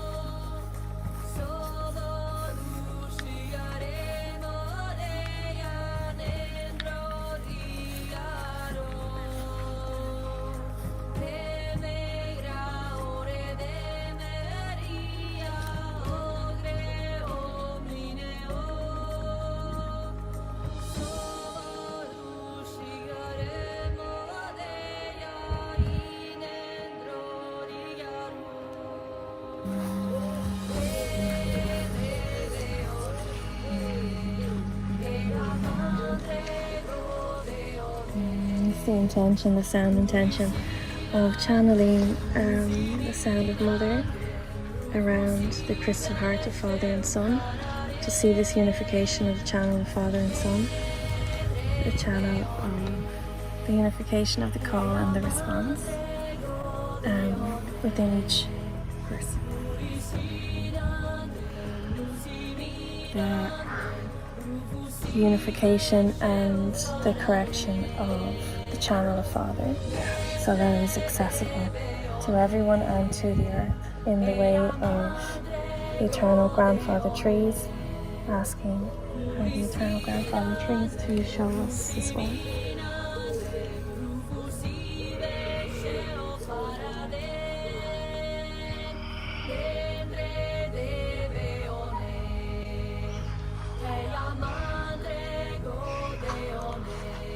remembering the heart of man is red and full of life, vibrant and infinitely compassionate. It is the heart that holds humanity safe, and it is needed and it is called for now.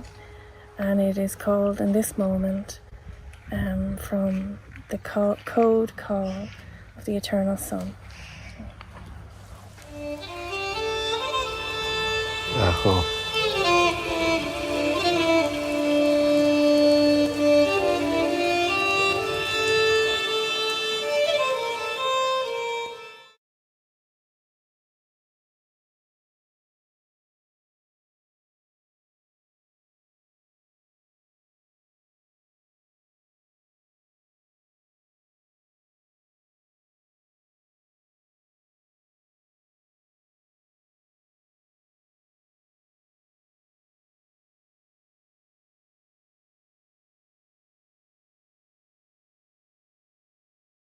Oh, balls. My producer's just been pointing out that I was off mic, so sorry. Very happy to bring on for the next segment an extraordinary woman who I've had the great fortune of spending, I think, three or four times I've met her and had conversations with her. She is a progenitor figure in my life and in our life, connected to a health revolution that is taking place in the United States. And it's something which I felt very strongly about for reasons which I will elaborate on once we engage our conversation. I've been speaking up for many years about a zero-point economy, something which is desperately important to my mind and to the source coding of this New Earth initiative, this New Earth project. And what is a zero-point economy? It's removal of third-party intervention, essentially. It's when you remove the priest banker from your life, from your family, the parasite. But how do we get there? I mean, this is an age-old conundrum: the crown, the state, government, the Catholic Church, the priest bankers, the high street. It's all a racket. It's all a goddamned heist of our innocence, of the meek who would otherwise inherit the earth, were it not for that class of subhuman that crept into our framing of reality. And we allow it, we permission it. We permission it essentially through allegiance, through ideas and bad dreaming, allowing ourselves to become cult programmed into thinking that banking is normal. The government has always been there, that offering coin to Caesar and sending our babes off to war and conscription into armies is normal. No, that's cult programming. That's culture, cult programming. That's part of an abomination. That is how Satan tiptoed into the Garden of Eden and heisted us. And we live now in an age-old echo of that, in wage slavery, where each of us are born into registrations and certifications, which is to say indentureship into false light. And we're led to believe it's normal. And a parasite economy is the prevailing theme because we're forced, the minute we're plopped out of our mother's womb, into indentureship to the registrations, birth registrations, and so on. That leads on to us being harvested the minute. In fact, we're harvested from the day we're born, because the birth bonds and treasury bonds that are attributed to our flesh and bones are held by the state, by the crown, by the government, and we are monetized and securitized for the rest of our life without really receiving any of the benefits. So getting out of that satanic dream spell is number one, removing ourselves from Sodom and Gomorrah, from the city kill grid, and moving back to the soil, the living soil, is another important piece. But really how we begin to withdraw our permissions and our allegiance to the hidden contracts, the spells and the bonds, mundane things like health insurance, for instance, which no one can really function without. Certainly in the United States, you're forced into these things. That's really what this piece is about today. So it may sound slightly mundane and boring on the one hand, but actually it's an integral piece in understanding how we reclaim health sovereignty, how we reclaim financial sovereignty, how we step back from the kingdom of the devil, to which end I am very, very happy to welcome my accomplice today, and that is the remarkable Dr. Randy Shannon. Randy, so good to see you. So great to see you. And I love that opening, my accomplice. Yeah, we are in this together. I mean, it's just unbelievable. I mean, 80%, I can speak of America's healthcare costs. I don't know about the rest of the world, but 80% of the country is trying to lower their healthcare costs. And over 100 million Americans are in healthcare debt. Very good. So look, by way of introduction, we're really discussing the revolutionary health plan offered by New Earth Solutions and Impact Health Sharing, which can drastically reduce your family's monthly healthcare costs by up to 70%. So this is a hard sales pitch from me to you, audience, friends, because this is how we step towards a zero-point economy. And there is no New Earth and there is no ascension event for humanity until we deal with the mechanics of our enslavement. So that's what this is about. So my guest, Dr. Randy Shannon, is going to share her insights on how this nonprofit crowdsourced approach to healthcare offers better coverage, lower deductibles, nationwide doctor choice, unlimited telemedicine, and more. So Randy, you introduced me to this a while back with a couple of your colleagues. I'm blown away at how this really does ignite a revolution on the ground. Now, principally in the United States, is that correct? Yes, that is correct. Yep. And it started from some grassroots guys. They were already with a couple of healthcare shares, but they were very exclusive. And we wanted to bring in all Americans, as many as we possibly could, because, you know, this is a $4.4 trillion industry that is breaking the back of Americans.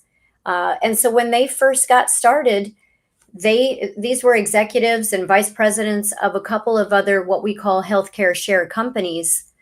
But because they were so exclusive, they said, you know what, we're going to start our own grassroots, true, made in America by Americans, medical freedom company. And that's exactly what they did.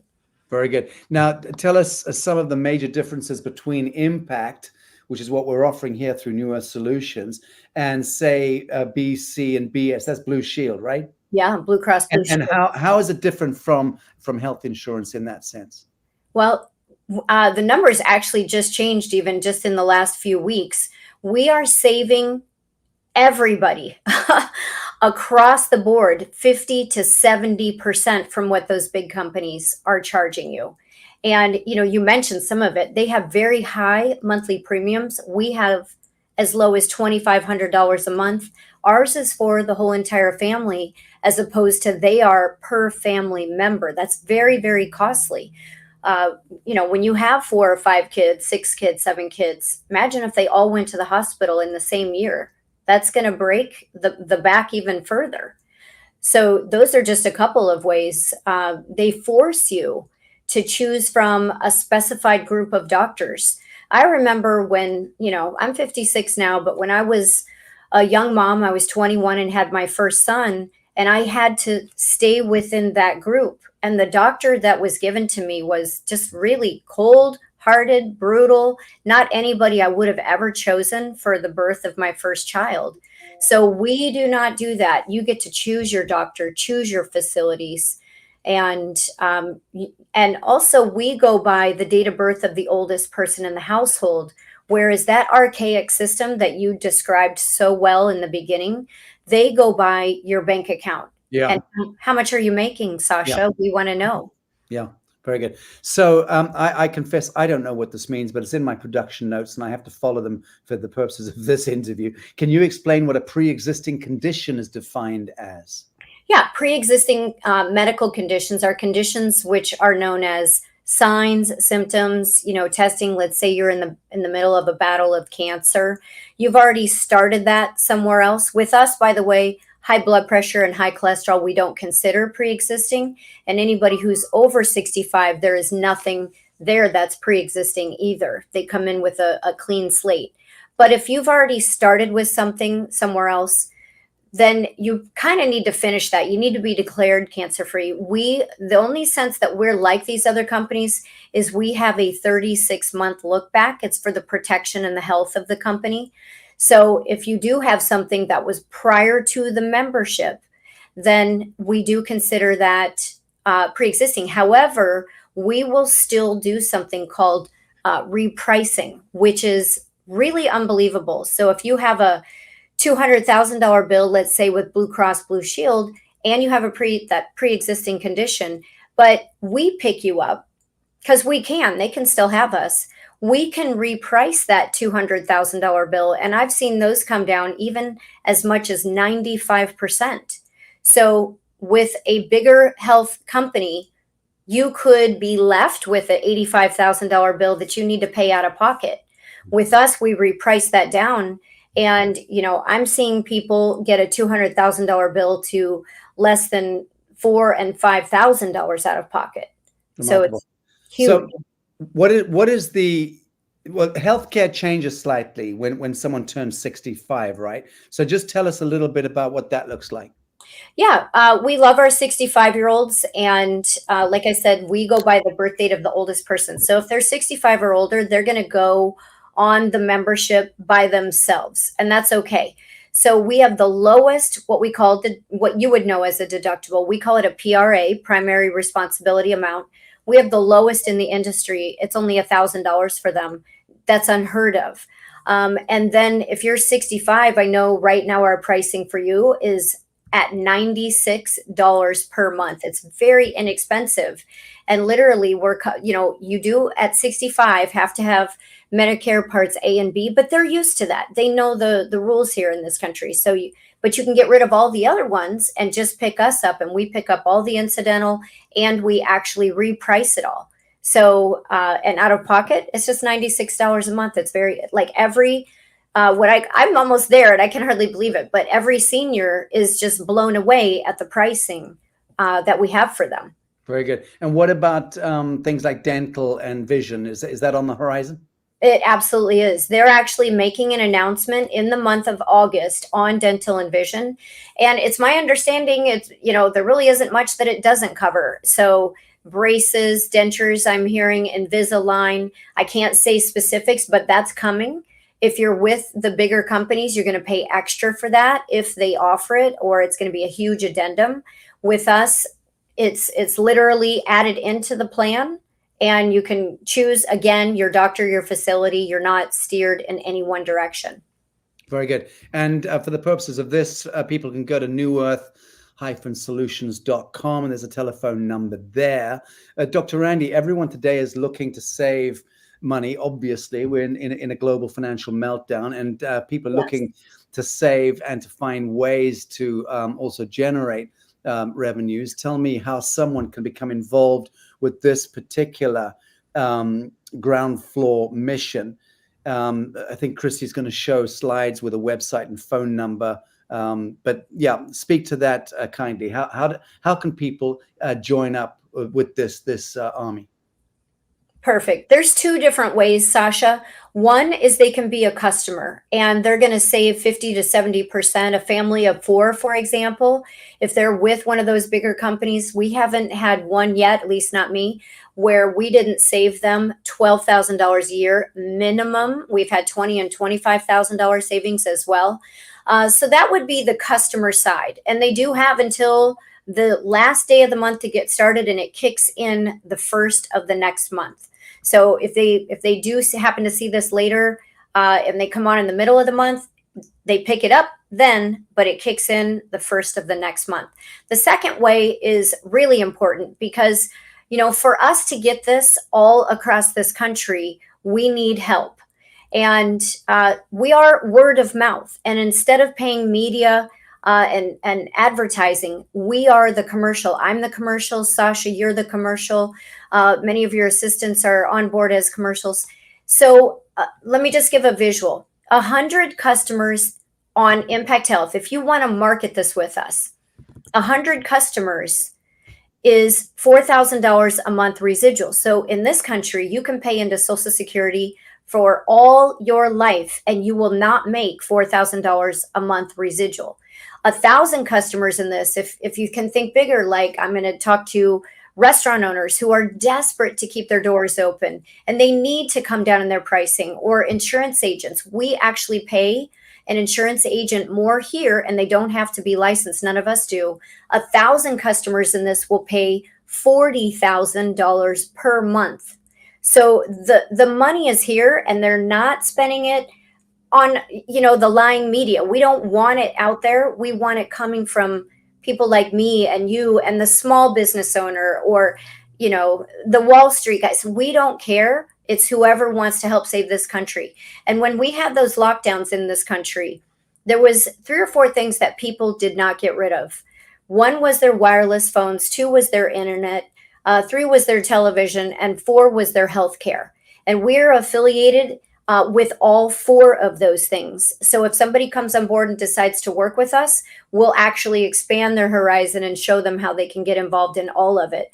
But this is the way to come out of the belly of the beast, if you will, and get away from that system that, by the way, is not ethically based. Whatever their political agenda is, you will pay for that with your premiums. So here, we don't get into that political agenda. We're not paying for parades, et cetera, et cetera. So it literally just goes straight towards the healthcare. Very good. So friends, my name here, I've replaced my name on my profile here with the phone number. So for those of you who want to write that number down, I'm so sorry. Let me just switch over there and let's see if it shows up. No, it's hidden by the banner. I'll even say it. It's okay. People can you can check that number, friends. It's +1 844 587 2242. A couple of questions here from people live in the studio. Sarah James Mackenzie, this insurance sounds like a no-brainer, I'd say. Right. This one here, will it ever be available for Canadians? Our healthcare system is changing. Yeah, I can't say for sure, but we have been on calls with billionaires from Canada. And it's not that we're not looking at it, because we absolutely are. We're trying to work behind the scenes. And by the way, this is the first healthcare company that's actually embracing the holistic, Sacha. So if you go to the gym, if you buy supplements and various, products, you can deduct that off of that monthly deductible. So you're not getting cash back, and that part is not eligible for seniors. However, it's the first company in my entire career as a naturopathic doctor that I've ever seen them embrace the holistic world and reward us for being healthy and encourage us. So for me, that's kind of important, because I put out certain things like the New Earth Pharmacy putting out the spike neutralizing formula and the weaponized E. coli formula, which we're about to ramp up now, having got through our compliances and various hoops. But for instance, my audience can, in that sense, discount the New Earth Pharmacy products against their. How does that work? So if they're spending $100 a month on your products, they'll be able to upload the receipts into our portal if they are an Impact Health customer, and that will deduct off of that deductible. So let's say they do go in for something, maybe catastrophic, I don't know. But if they go in for that, then their deductible is automatically lowered. So every month we're responsible for uploading our receipts in, and they bring it down. And the reason they did that, and the reason they're adding the dental and the vision, is because the company is so healthy and there's so much in the coffers. They said, what are other ways that we can actually give back to our members? Traditional health insurance is not doing that. We also have 24/7 telehealth. Most companies don't offer that at all. So if you don't feel like sitting in a waiting room or going to a doctor's office, you'll have a doctor on the phone within minutes. Worst I ever heard was an hour, and it was middle of the night when the phones were lighting up. So yeah, very good. Will it ever be available in Europe, specifically Ireland? I know we would love to be all over the world. What they're doing right now is just massively getting it kicked off here, and we just have to stay tuned for the rest of the world. Okay. So Ilse here says, I paid into Social Security all my life as an employee. I had to, and now they even don't want to pay for my teeth. So what should Ilse do right now? What she should do is call that toll-free number and let us know that she's interested in becoming an Impact Health customer, because there is a deadline today. I think it's 5 Eastern or 5 Pacific. I'm not sure which time zone it's on, but there is a deadline to get in if they want it to kick in August. And again, I don't have all the details of dental and vision until they make the announcement, which is about 1 day away. So very good. Yeah. Dr. Randy, fantastic. I'm very, very grateful for you coming on today. And what I'm going to suggest, if it's okay with you, is within the next fortnight, you and I could jump on. We'll open up our channels, get all of our audiences coming on multiple platforms, and you and I possibly do a 45 minutes, maybe an hour Q&A, so we can allow people just to really amp up and put the questions together, and we can really help to consolidate my networks behind this fantastic revolution. I am a naturopathic 24/7, and I am in this Impact Healthcare 24/7, because, you know, none of us were alive when when these other systems necessarily were getting started, but we are now. And this is one way that we can take control of our future. And we have a hand in this, and we can steer this. We just have to continue to make sure it's successful. So please call that toll-free number. I would love to work with you personally. I work with every new independent business owner that comes on board. You have like a little franchise within the big umbrella of the company, and it's pretty amazing. Beautiful. Dr. Randy, thank you so very much for joining us on Lazarus today. Thank you, Sacha, and great video that you played. I mean, it's very moving, very moving. Thank you, darling. Much love to you. Much love to you. Fantastic stuff. I need to bounce Christy into the studio. She's going to hate me for this. Christy, talk to me. How are we going to play this next piece? I got some notes here. We were just going to touch on the New Earth Pharmacy, which I've been promising for some time. So, friends, let me just explain very briefly. The last few short months, as you know, our first wave of a New Earth Pharmacy product did very, very well with the spike protein neutralizer and the weaponized E. coli. We bundled those formulas into something called Spike Turbo and did very well. We then pulled the reins back on that particular horse whilst we restructured the New Earth Pharmacy, because we started to see that we were setting ourselves up quite possibly into a dragnet, which could have, I guess, caused some cascade of problems. And that's to do with, you know, the usual FDA compliances and what have you. Now, we're in full compliance of everything. But what I'm suggesting is this, is that when you are moving directly against the status quo, especially with things dealing with the negative effects of the vaccination program and essentially the endemic poisoning of humanity, which is what's underway, this global depopulation agenda, you're really setting yourself up. So we've been restructuring the New Earth Pharmacy into a highly, highly protected system and structure, so that in that sense, it can continue doing what it's doing. Go to thenewearthpharmacy.com/shop here. And again, I do urge you take a look at the Spike Turbo. To my mind, it is a best-in-class microbiological formula on the face of the planet, bar none. That's my take on it. But I also think we have a testimonial or two to play here. Is that correct, Christy? Forgive me, I've come late in to the broadcast. I've been on the road all morning, but I do believe we've got something to spin out here. Is that correct? Yeah, I did get some notes from the New Earth Pharmacy team, and they're just saying that the testimonials are just starting to come in, because you can imagine since the solutions became available, they've finished their 3-month course. Yeah. So now the testimonials are coming in. So we just wanted to show you a short one that was coming in from a highly respected naturopath, lifelong natural health advocate and medical freedom seeker. And I can show that right now if you'd like. Beautiful stuff. Thank you. Mm-hmm.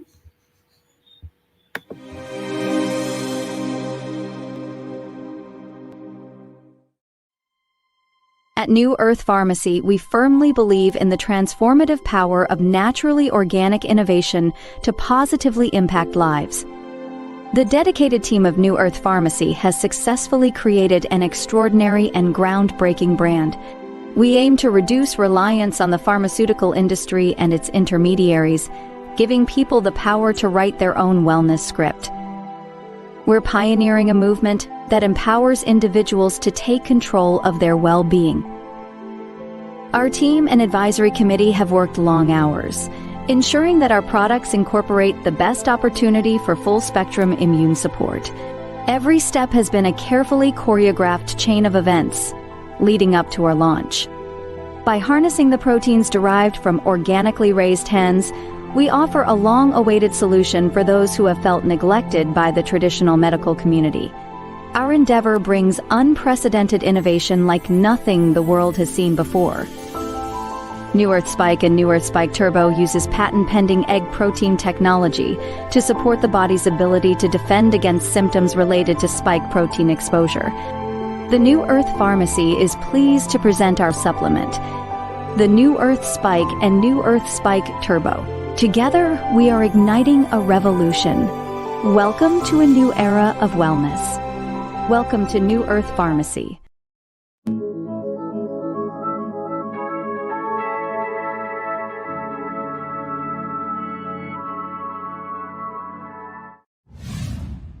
Hello, everybody. My name is Amalia Camateros. I reside here in Sedona, Arizona, and I am a shamanic healer, practitioner, mentor, empowerment guide, many things. We do many things here in Sedona, but I am here to let you know that I have been taking a very powerful product that I'm very, very happy to have found, and it is the Spike formula from New Earth Pharmacy, something of which Sacha Stone has produced or helped co-create.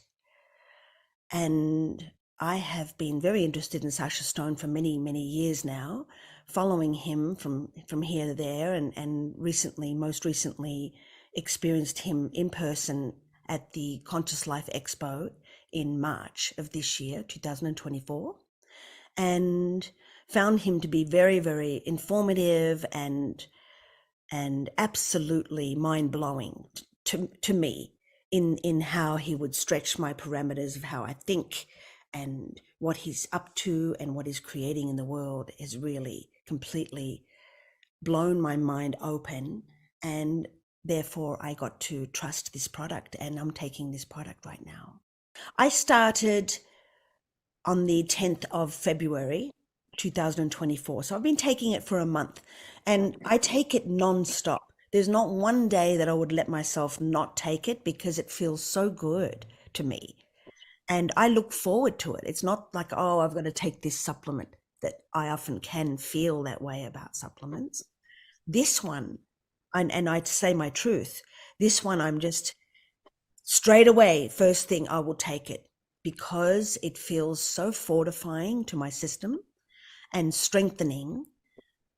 And I don't want to use the word empowering, because that's more of a mental sort of thing. And although it is empowering for my body, for me, it's like that is a whole piece there that I don't wish to have any part of. So I've kept myself very clean and clear throughout my life. I started meditating when I was 16. Lived with Aboriginals when I was 18.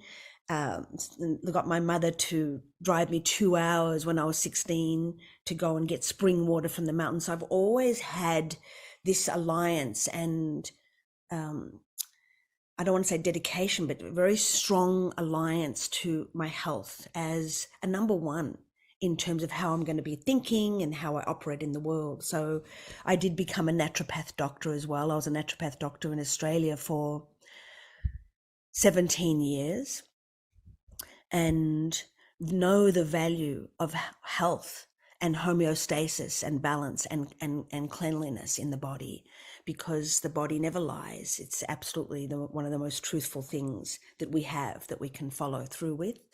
And so as a naturopath doctor, I never would take anything in my body that is chemical in this way, of what we were asked to partake in.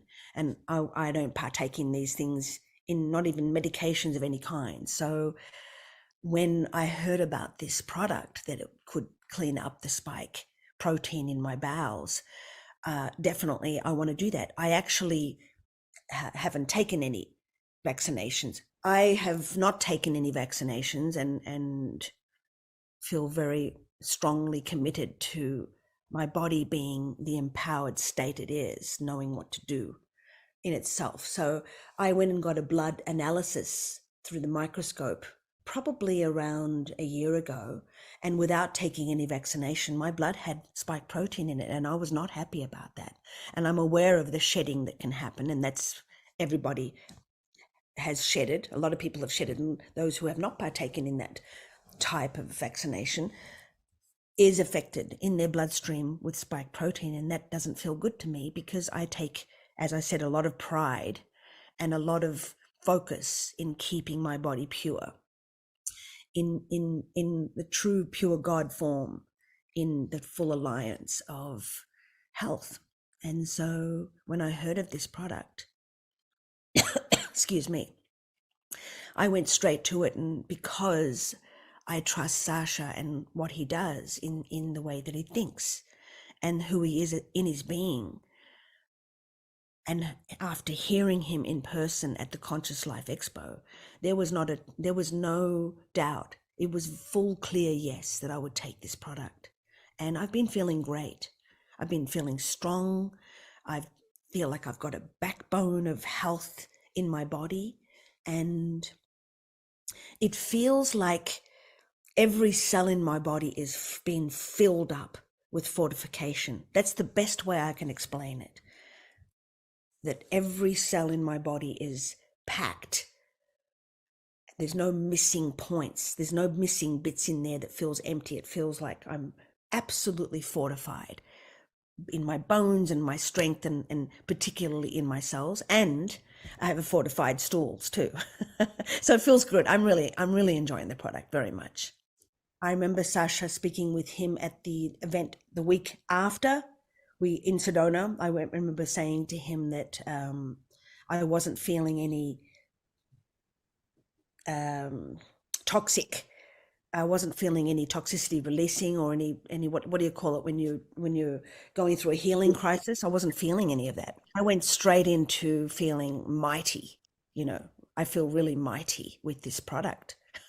Me, the very first go, I felt it. But as I said, I've spent a long life in absolute connection to my body as a temple of spirit, and that's important to me. And it's definitely not an intuitive hit that I'm getting around this product. It's a knowing in my body that feels really good and sure, and that's why I'm taking it. Otherwise, I would never take it. Wouldn't take it.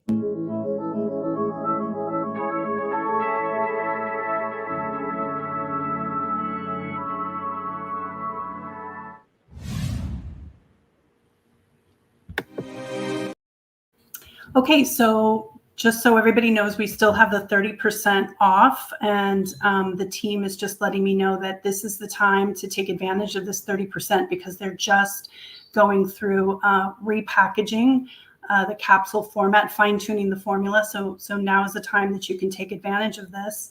And to also remember, when you're looking at the price, that it is one bottle is a 3-month supply.